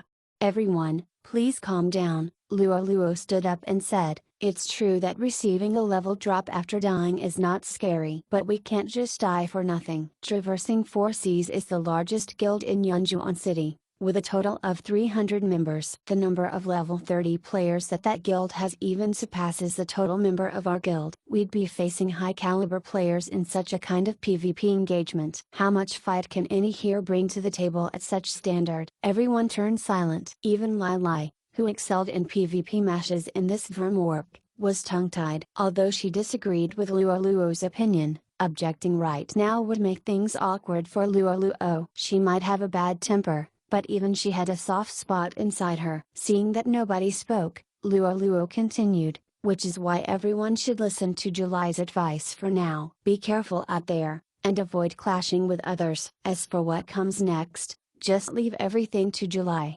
me, Lai, Ziu, and those people that we've asked for help." What does everyone think? All the ladies nodded. The other 3 mentioned by Luo conformed as well. This was a natural arrangement as July was the involved party, Luo was the guild's highest level priest, Lila was their best PvP fighter, and Ziu had the highest level among them. Speaking of highest level, Ziu asked softly, "Are we not calling Miles? What's the point of calling him?" Lai said impatiently, "He's just a trashy mage. What use could his high level be?" July nodded as well, "Let's not bother him with this. Let's go." Luo said, "I need to contact that mercenary group. Let's meet up with them first." The 4 left the guild house after saying this. As they arrived on the street, towering shadows from a large crowd could be seen blocking their way. The one leading them was none other than No Smile. "It's been a while, July." Chapter 48, Not a zero-sum game. The 4 ladies immediately thought of retreating, but they saw another bunch of people blocking the other side of the street. July quickly posted a message on the guild channel, "Everyone, stay put inside the guild house for now." When the ladies asked why, July only replied, "Listen to me." When July and the 3 ladies looked back, They saw that the people blocking the other side of the street had moved forward. The ladies did not know whether they just happened to stop in front of Amethyst Rebirth's headquarters or purposely stopped there. July could hear her heart thumping loudly as she re-emphasized her message to the ladies inside the guild house. July sighed in relief when everyone followed, huddling together within and making no more rash movement. One side of the street had been completely blocked off. Although the road over here was spacious, No Smile had brought along quite a number of people. The resulting gaps got filled up quickly by the onlookers as well, making passing through them impossible. Furthermore, the combined strength of the four of them was not enough to break out from this airtight human net. "What do you want?" July could only confront the person whom she had always been trying to avoid meeting. "What do I want?" No Smile spat back, cackling for a while before he replied, "I know you sent those people my way to fuck with me, but I'm not blaming you. Just tell me who they are and we'll call it even." July laughed coldly, once bitten, twice shy. "Do you really think I'll fall for your words a second time?" No Smile's grin no longer looked natural. "I'm being honest this time." July shook her head and sighed, smiling like this after being killed for 4 times, "You're really quite the actor." No Smile's expression became rigid, as if July's words had struck a nerve. No Smile momentarily lost his cool as he menacingly threatened, "If you're not going to reveal their identity, then I'll just hold you responsible for everything." "Fine. How are you going to do it, then? Drop me by 4 levels as well?" July smiled broadly. No Smile felt even more aggrieved. Before he could speak, July already added, "I'm not at level 30 yet. So even if my level drops, it won't be that great of a loss." No Smile's face blanched. What she said was true. Since the amount of experience points needed to level up after reaching level 30 largely increased, No Smile's drop from 30 to 29 had lost him a substantial amount of experience points. He was among the top-ranked thieves on the experience efficiency leaderboard, having accumulated quite a lot of experience points at level 30. Now that his level had fallen from 30 to 26, these 4 levels alone already accounted for almost half the effort he had placed in this game so far. How could he not feel enraged? No Smile's entire being was endlessly devastated. He needed someone to vent his pent-up frustration, so he grinded his teeth and said, "Alright, it's as you said. We'll talk after I drop your levels. All 4 of you. 1 level each." Someone among the onlookers tried to rush toward the confrontation, but was stopped by another beside that person. "What are you doing?" Goofy asked young Master Han. Just as July and No Smile were about to verbally cross swords, Luo had already sent a message to young Master Han. Since Ray's bar was near this street, the 6 had quickly arrived over and squeezed into the crowd to watch the spectacle. Seeing that both parties were not reaching an agreement and No Smile was about to kill July, Goofy rushed to interfere, only to be stopped by young Master Han. "Your interference won't do any good," young Master Han told Goofy on the mercenary channel. "They have more people here. Going in now would be suicide." "What's the point of doing so?" "What do you mean?" Goofy asked. "Just like what that lady said, it's not a big loss for them to die. To hell with that."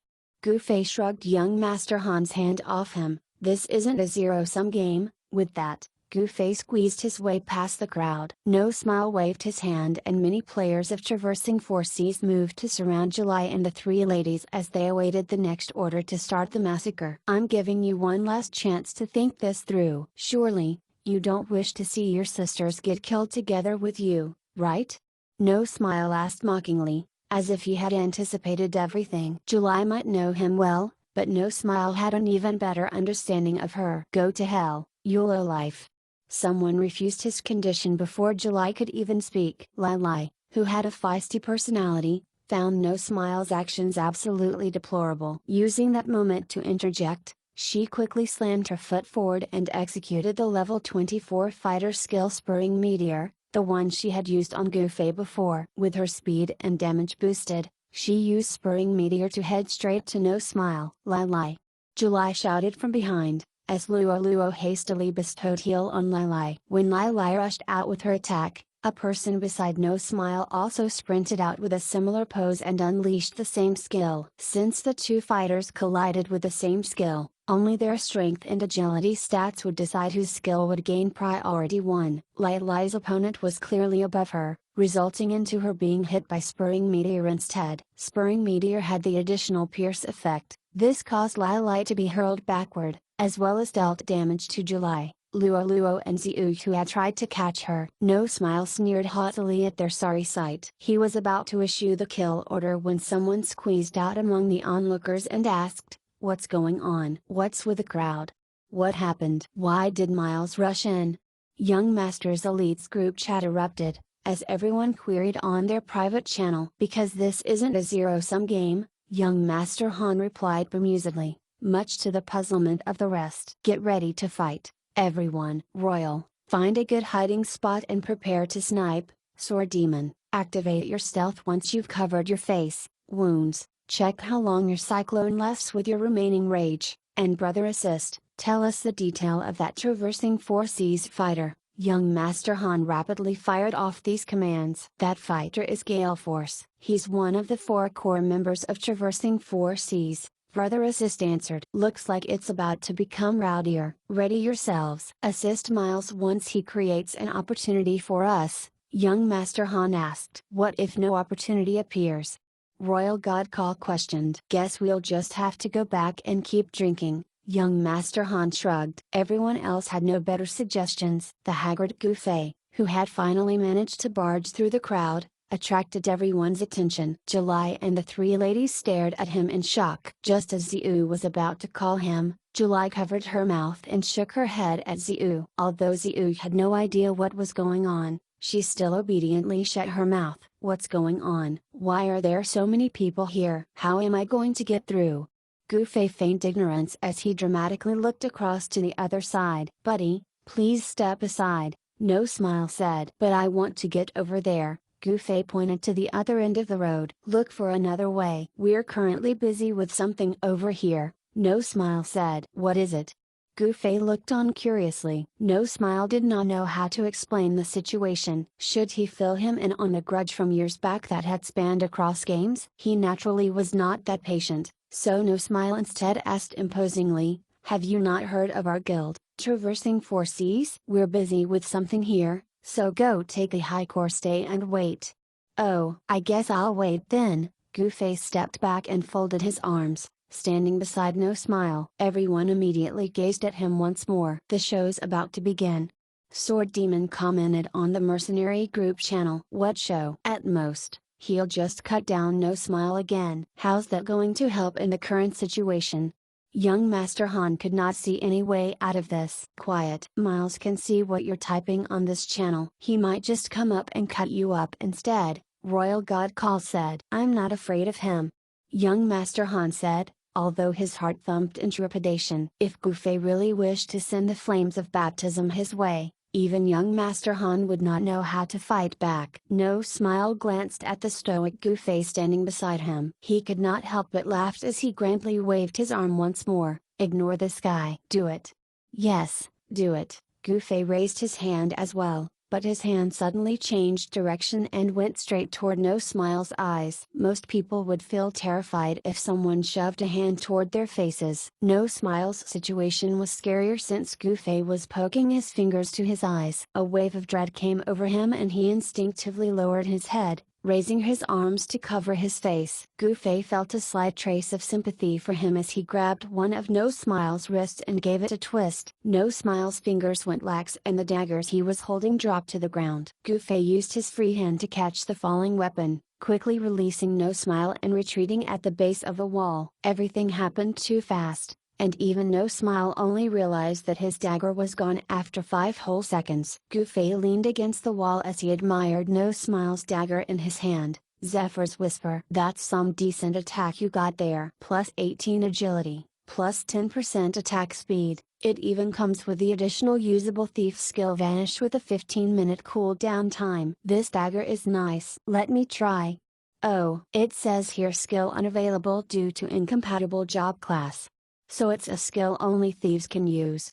Gufei voiced his regret openly. Young Master Han, who was still within the crowd, had a sudden realization. Back then, No Smile had actually used the skill in that dagger, and almost escaped their first ambush. It was not a skill scroll like they had originally thought. This dagger was extremely valuable since none of the players was at the level to learn Vanish. When one considered the difficulty of leveling up in Parallel World, the dagger's usefulness and value would definitely last for quite a while. No Smile could hardly believe how easily Goofy stole the high-grade dagger from him. Do you want this back? Better tell your men to stop if you do. Goofy looked at the sorry state of the ladies who were currently being attacked. Stop, stop, stop.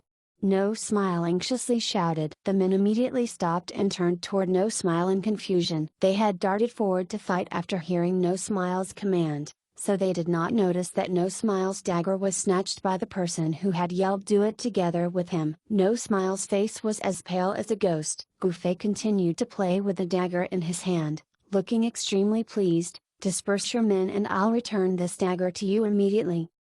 No Smile hesitated. Would someone really give up such a high-grade weapon once they had obtained it? Although it was hard to believe, he had no other choice. Dropping a player's level would certainly damage his spirit, yet losing equipment was undoubtedly the real incalculable loss. After all, a player's in-game item was the foundation of their gaming spirit. Chapter Notes 1. Priority is a gaming concept of dominance. Certain action may take priority in the sense that it will overwhelm any others made, resolving the action with preference toward one of the two opposing players. Chapter 49, Sharing the Same Fate. No Smile glanced over at the fighter called Galeforce, who was one of the 4 core members of Traversing 4 Seas. Galeforce was supportive of No Smile's equipment first mentality and nodded at him. No Smile raised his hand and said, "Everyone, retreat." All the players of Traversing 4 Seas followed the instruction and retreated. Goofy spoke once more. "First, let them go." No Smile nodded his head vigorously. In his mind, it was far easier to find July and the ladies again than for him to loot a top-grade dagger like Zephyr's Whisper. "Let's go together." Ziu went over to pull Goofy along. Goofy laughed. But before he could reply to her, a shout rang out, "He's not going anywhere."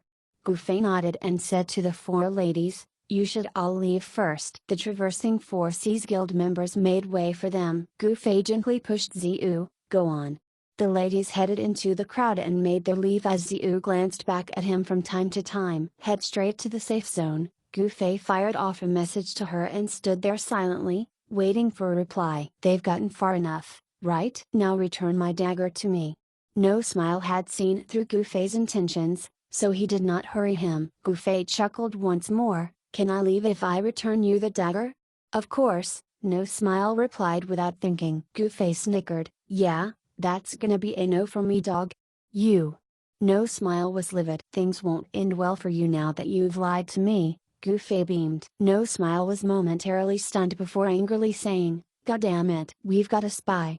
Royal God Call had informed Goofy about No Smile's order on the guild channel to kill off Goofy once he got his dagger back. He even bid their members in the Mage Academy to kill Goofy to level 0. Because of this, Goofy instantly changed his plan to return Zephyr's Whisper to No Smile. Goofy had always upheld giving someone a dose of his own medicine. No Smile sang a different tune now that his lie had been exposed. While he was thinking of ways to get back his dagger from Goofy, Galeforce already made a decision for him. "Kill him until he drops Zephyr's Whisper."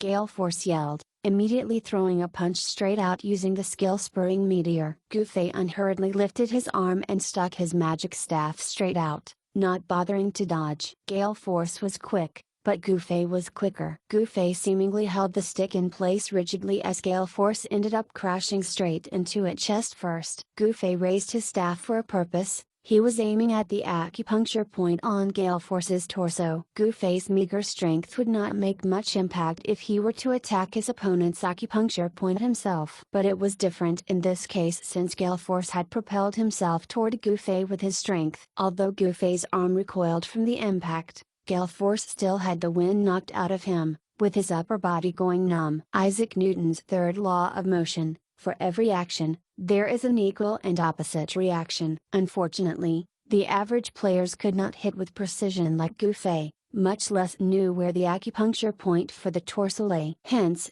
Utilizing this physics concept was something impossible for them. The players of Traversing Four Seas stared in shock as the Mage Gufei used his magic staff to disorient Parallel World's 6th ranked fighter, leaving Gale Force at a loss of what to do next. No Smile felt anxious about his dagger and did not bother to check on Gale Force's situation as he shouted, "What are you standing there for? Attack!" At that moment, a melodious voice was heard from above Gufei's head, "Stretch your hand out."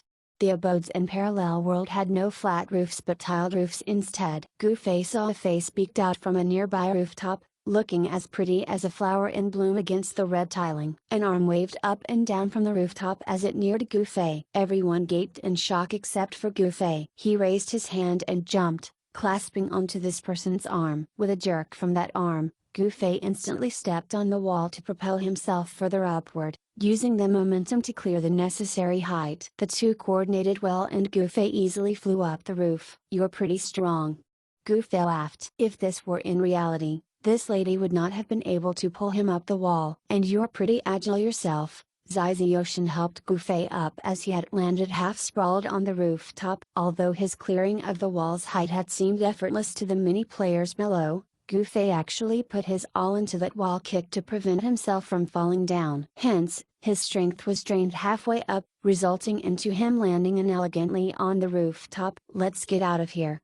Zizuyoshin took the lead and ran off. Gufei sneaked a peek below and saw No Smile commanding the Traversing Four Seas players to form a human ladder or find items to stack right by the wall, so that they could chase Gufei and Zizuyoshin across the rooftops. Young Master Han and the rest, who were still hiding among the crowd, locked eyes with Gufei. They had a nonverbal exchange right before Gufei ran after the lady. Gufei did not expect Zizuyoshin to be so familiar with the rooftops pathway. She knew which places could be climbed, were best to descend, and would get one across to the next row of houses. She knew how to travel on these rooftops like the back of her hand, as if she had been doing it for years. She probably used these rooftops to evade capture or to move around the city. The shouts of the Traversing Four Seas members quickly faded into the background as Gufei and Zizuyoshin got further away from that location. She brought Gufei around the rooftops, turning left and right before ending up at Yeonju on city's clock tower. They made it all the way up the tower, which was the highest point in the city. Up here, Gufei could see the Traversing Four Seas Guild members making their way everywhere on the streets like ants. Gufei guffawed at the sight of them. "How can you still laugh in a situation like this?" Zizuyoshin asked from behind him. "What? Traversing Four Seas will surely give you a hard time in the future," Zizuyoshin warned. "Since you've helped me, you'll get into more trouble, right?" Gufei asked. "Me?" Zizuyoshin shook her head. "I'm not afraid of trouble. Level and such stuff don't really matter to me. It's no biggie if I'm to get hunted and killed from time to time. Besides, I'm an expert in dealing with trouble." "Of course, practice makes perfect after all." Gufei agreed sarcastically. "I'm a professional swindler. Is there such a thing as an amateur swindler?" Gufei could not stop laughing. Zizuyoshin did not bother to answer that question, as she began to watch the men run crazily all around the city. "As professional swindlers, we have our own set of rules. Within our repertoire of skills, it excludes playing with others' feelings. We exploit their greedy desires, set the bait, and reel the fish in. That's our modus operandi." "When you speak of playing with feelings, do you mean No Smile?" Zizuyoshin nodded. "Not long after July's heat was cheated until she quit the game, No Smile got his just desserts from another person." "Was it you?" Gufei asked. Zizuyoshin nodded her head once more. Gufei heaved a long sigh. "Did July ask you to help her?" Zizuyoshin shook her head. "No, I didn't even know her at that time. I did it on my own. Even today, she probably suspects that it was me who did it. I just never see the point of mentioning it." "So why did it in the first place?" Gufei was perplexed. Zizuyoshin was quiet for some time before she finally admitted, "It's a hobby." "Hobby?" Gufei felt stunned. "I enjoy swindling others," Zizuyoshin explained. "I see it like an art that interests me." "That's quite a unique hobby," Gufei laughed dryly. "It's a pity that my hobby couldn't be displayed in reality, so I can only enjoy it in online games like this," Zizuyoshin lamented. "What did you say?" Gufei, who had always been easygoing, suddenly stared at Ziziotion upon hearing her statement. What? You think I should go around cheating people in reality instead? Ziziotion countered. You shouldn't do it in game either. Ziziotion laughed bitterly. Do you know the feeling of not being able to display something that you love? Gu Fei felt dispirited. How could he not know? But Ziziotion's swindling hobby harms people, while my kung fu is a cultural inheritance that needs to be improved and showcased. How could they be put on the same pedestal? It's like comparing apples to oranges. Gu Fei thought of this and unwittingly shook his head. What are you shaking your head for? Ziziotion asked. Nothing. I think I slightly understand that feeling you're talking about, but only slightly. Or at least superficially. Gu Fei believed that the feeling of being unable to swindle was still different from the feeling of being unable to use kung fu, so he put more emphasis on the word slightly. Ziziotion obviously did not believe him, only shaking her head in response. No matter the case, Gu Fei's bad impression of Ziziotion changed ever so slightly because they now shared this slight commonality. Gu Fei was incessantly thinking of the fact that they were social pariahs, so he started knocking himself in the head repeatedly. This sort of thinking is dangerous. How can I lower myself to the level of a swindler? Alright, I'm off. Anyway, thank you for what you did for me today. Gu Fei felt it was better to get as far away from this swindler at the earliest. Gu Fei was afraid that he would become influenced by her rotten worldview the longer he stayed. The always self-assured and confident Gu Fei left like he was fleeing from a fight he could not win. When he descended from the clock tower, he looked back up. Ziziotion was still standing at the same spot and staring down at the city. Gu Fei waved his hand toward her and chose a street to head in. After leaving the range of her rotten thoughts, Gu Fei remembered that he had some things he still needed to do. After finding a corner without anyone around, Gu Fei covered his face with a piece of black cloth, wore his straw hat, took out flames of baptism, and put away the magic staff. Gu Fei had decided not to let that flippant and dishonorable person off easily after receiving Royal God Call's insider information. Young Master Han and the rest were asking where Gu Fei had went on the mercenary channel. Gu Fei calmly replied with a single message, "Don't worry about me." Where's No Smile? Why are you looking for him?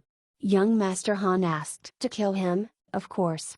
Gu Fei answered simply. Chapter 50. A really busy man. No Smile ran through the streets of Yunju City like a madman. In a span of 1 hour, he had dropped by 4 levels, as well as lost his best weapon. No Smile's present anguish could only be described as the worst a player had felt in Parallel World. By the time his guild members managed to climb up the rooftop, Gu Fei and Ziziotion had long leapt across several rooftops and gotten very far away. No Smile could only shout, "Chase after them!"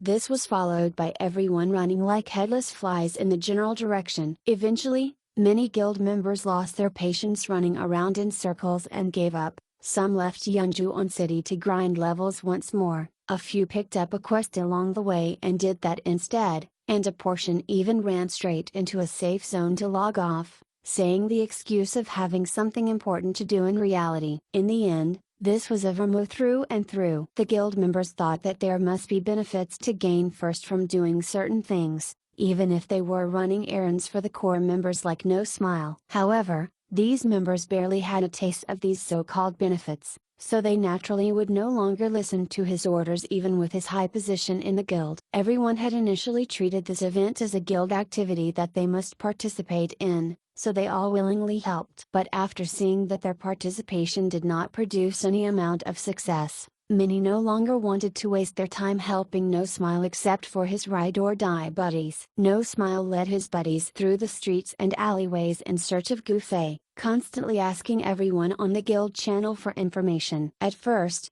there were some who would reply, "No." After a while, even those people became too lazy to bother with him except for a few ill-intentioned nice guys. "I spotted him by Beck Street. I am onto his trail," Royal God Call shouted on the private guild channel. "Watch him well. We'll be there soon." No Smile brought his buddies along and frantically ran toward the location, but not long after, Royal God Call shouted once more. He turned to a corner and disappeared. No Smile rushed there for nothing. No Smile ultimately lost his cool after this had happened for the 4th time. "What the fuck are you doing?" Royal God Call bafflingly replied, "Maybe he's got his eye on me. How else would I keep crossing paths with him? No Smile could not even cough up blood when he heard that and could only exchange exasperated looks with his ride-or-die buddies, wanting to cry yet finding he had no tears to spare. No Smile lifted his head when he had glimpsed a shadow over his head, and saw in time a figure leap off a rooftop with a Chinese broadsword held high. The Chinese broadsword glowed red as it reflected the sun's rays, somewhat hurting No Smile's eyes. The figure wore a tattered straw hat on its head, a piece of black cloth on its face, and a flowing mage robe on its body. No Smile only had the time to shout, "Ahhhh!" Gufei had landed a blow right on No Smile's head before he alighted on the ground. He then pirouetted twice on the spot to deliver 2 slices on No Smile's body. The flames of baptism's additional fire attack had been poked by the 2 slices, causing No Smile to disappear under a fiery assault. Gufei ran off almost as fast as he arrived. No Smile's buddies recovered from their shock after a bit, yelling as they chased after Gufei. No Smile once again found himself back at the Thieves' Union, blubbering and crying his eyes out to everyone on the guild channel. A majority of the guild members had grown numb to all his complaints by this point in time. Many of them even started to consider matters thoroughly. Since No Smile had dropped to level 25, he was now among the bottom-ranked players of traversing 4 seas. In addition, he had lost his top-grade dagger, Zephyr's Whisper. In the early stages of the game, players needed to rely on their level and might instead of connections to reach a well-respected position. Hence, only one thought crossed their minds about No Smile, who still foolishly considered himself as a core member of the guild, PFFTTT. Parallel World was a new game after all. This recently established guild had barely any form of unity or camaraderie among its members. In fact, No Smile had only managed to mobilize such a large group of people due to the player's old habit of helping out a fellow guild member who was in trouble. After wasting so much time and effort, this habit could only carry on this far. At the moment, many started to look at the situation pragmatically. Helping the now level 25 No Smile did not seem to be worth that much, so nobody naturally wanted to extend a hand. Not everyone thought this way. However, the other 3 core members of the guild felt that the whole incident had tarnished Traversing 4 Seas' reputation. It was Yanjuan City's #1 guild after all. It was in the prime position to sweep Parallel World by storm. With a core member reduced into such a state in just a few hours, would the guild not become a laughingstock in the city instead? The 3 could not swallow this bitter pill, but this was only in relation to the guild. As for No Smile, they had only attracted him into the guild because of his high-grade equipment. They actually did not have the chance to build a strong rapport yet. In the end, the 3 core members finally came to a decision: they would do something about the situation. Otherwise, others would belittle the strength of Traversing 4 Seas. It was at this point that they received news of No Smile getting killed for the 6th time. No Smile cried at length in the safe zone. He scolded the guild for being cold-hearted after seeing that not one member reacted to his situation. Suddenly, he received a message from his buddies, saying that they were closely chasing after the masked person. No Smile was elated by this news. He hurriedly dashed out of the safe zone and ran toward the indicated direction, hoping to seal off Gufei's path from the other side. No Smile did manage to block Gufei, though not for long. Gufei directly strode toward him and executed a high kick, toppling No Smile over until he lay sprawled on the ground. Gufei then killed No Smile off with 2 more stabs from the flames by baptism, reducing him into a level 24 player. After receiving this news, the 3 core members decided to take action immediately. Traversing 4 Seas was basically a guild that they had built from the ground up with their bare hands. Their prestige within the guild was nationally higher than the newly inducted No Smile. It was actually with Fighter Gale Force's call to arms back then that hundreds of guild members had valiantly marched toward Yangtze Valley through Yunliao Farm. What had originally been seen as a simple matter now blew into such disastrous proportion. The 3 had not even understood the full picture of the matter yet. All they heard was the probability of the one who kept killing No Smile and the one who stole his dagger to be the same person. Just as the 3 core members were about to move out, they received a message from guild leader July of Amethyst Rebirth, requesting to meet with them to discuss the matter at hand. Reflection: go and organize the manpower for No Smile's problem. Gale Force and I will go meet this July, said Oathless Sword, one of the core members and the guild leader of Traversing Four Seas. Coincidentally, both parties decided to meet at Ray's bar, as it was the only bar in Yeonjuon City that offered private rooms. A private room was needed to discuss such delicate matters with ease after all. July, Luo, Lai Lai, and Ziu left the safe zone and made their way over. Oathless Sword and Gale Force were just two people. Gale Force had met the four ladies prior to this, and even had the chance to exchange blow with Lai Lai. Which one is guild leader July? Oathless Sword asked once he got seated. That's me, July spoke up. Please wait a while more. We've got a friend who has yet to arrive. Gufei entered the room just as July finished saying this. He lifted the curtain and said with a huff, "Sorry for being late."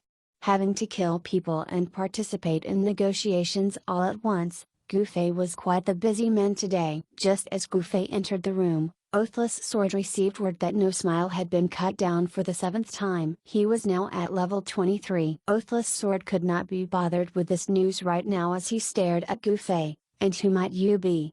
He had heard that Amethyst Rebirth was an all-female guild, so he was unaware of Gufei's part in all this. Gale Force quickly gave Oathless Sword a hasty rundown regarding Gufei, taking the time to emphasize that he was the person who had stolen No Smile's dagger. Oathless Sword felt deep respect for this man. When all was said and done, snatching a high-grade weapon from a player holding it was a really bold move. Oathless Sword sheathed his sword as he thought of this. Since this was a negotiation, the four ladies were squeezed together on the left while the two men from Traversing Four Seas were seated on the right. Although Gufei belonged to the party on the left, there was not enough space left for him to sit. He was left with no choice but to sit right in the middle of the two parties at the table's head. Anyone who did not know the situation would assume that Gufei was the one who had organized the meeting. With regard to what happened today, how much of it does guild leader Rothless know? July spoke first. All I know is that our No Smile has been repeatedly killed 7 times and his top grade weapon, Zephyr's Whisper, stolen from him. According to my understanding, this matter originated from you two's conflict in the past, Oathless Sword said. Then, is guild leader Oathless aware that Traversing Four Seas intentionally disrupted our guild quest yesterday and killed 12 of my fellow members? July asked. I have no idea. Oathless Sword felt shocked and he looked at Gale Force. No Smile indeed asked on our guild channel for some people's support to PvP yesterday. I asked him why, but he only said that it's a minor issue that could be resolved with a few guild mates. A few idle guild members joined in, but most were his buddies. Gale Force insisted. Guild leader Rothless now knows the origin of this issue. July said. What does guild leader July mean with that? Oathless Sword asked. Nothing really. It's a game, fighting, killing, and PvP happen all the time. Except this time, No Smile and I have a private matter that resulted into this in-game situation. If your guild intends to help No Smile out on this, I will trouble you not to drag my fellow sisters and this guy here into the matter, July said as she pointed at Gufei. This guy here seems to have taken something No Smile owned, so, Oathless Sword was about to elaborate further on this, when Gufei unexpectedly brought out the dagger, Zephyr's Whisper, from his dimensional pocket. He tossed it on the table and said, "Here's the item. Take it if you want it." Everyone was surprised by Gufei's move. Although a mage might not have any use for the dagger, he could have sold the weapon to a thief who wanted it and he would have definitely made a small fortune. Could he really give up such a delicious morsel like Zephyr's Whisper? After hearing Gale Force's narration of the whole incident, Oathless Sword had thought that this man would be bold and gutsy. But as it stood right now, that might not be the case. Had he gotten cold feet even before the negotiations even started? Oathless Sword suppressed the rumbling laughter growing in his stomach as Gufei stood up. Take that dagger back. As for No Smile, I heard he's still being hunted. Looks like no one can save him now. Bro, I don't think No Smile is someone worthy of your effort. Just tell No Smile that the condition for taking back Zephyr's Whisper is his resignation from the guild. His choice afterwards should speak volumes about his character. I've got something else on, so I'll take my leave. Take your time and negotiate. Gufei spoke his piece and left the room. He took a turn, walked past 3 more rooms, and went into another room that he was more familiar with. Where's the water I requested? Quickly give it to me. I'm pooped, Gu Fei hurriedly said as he entered the room. Young Master Han pushed a glass of water toward him. Gu Fei lifted the glass and downed it in record time. As Royal God Call said, No Smile sure left the safe zone in a hurry. He's now leading a few friends, while crying and cursing on the guild channel. Fuck me. Why didn't you say so sooner? Gu Fei put the glass down on the table and sprinted out of the room. Looks like No Smile really won't be able to smile any longer. Young Master Han murmured.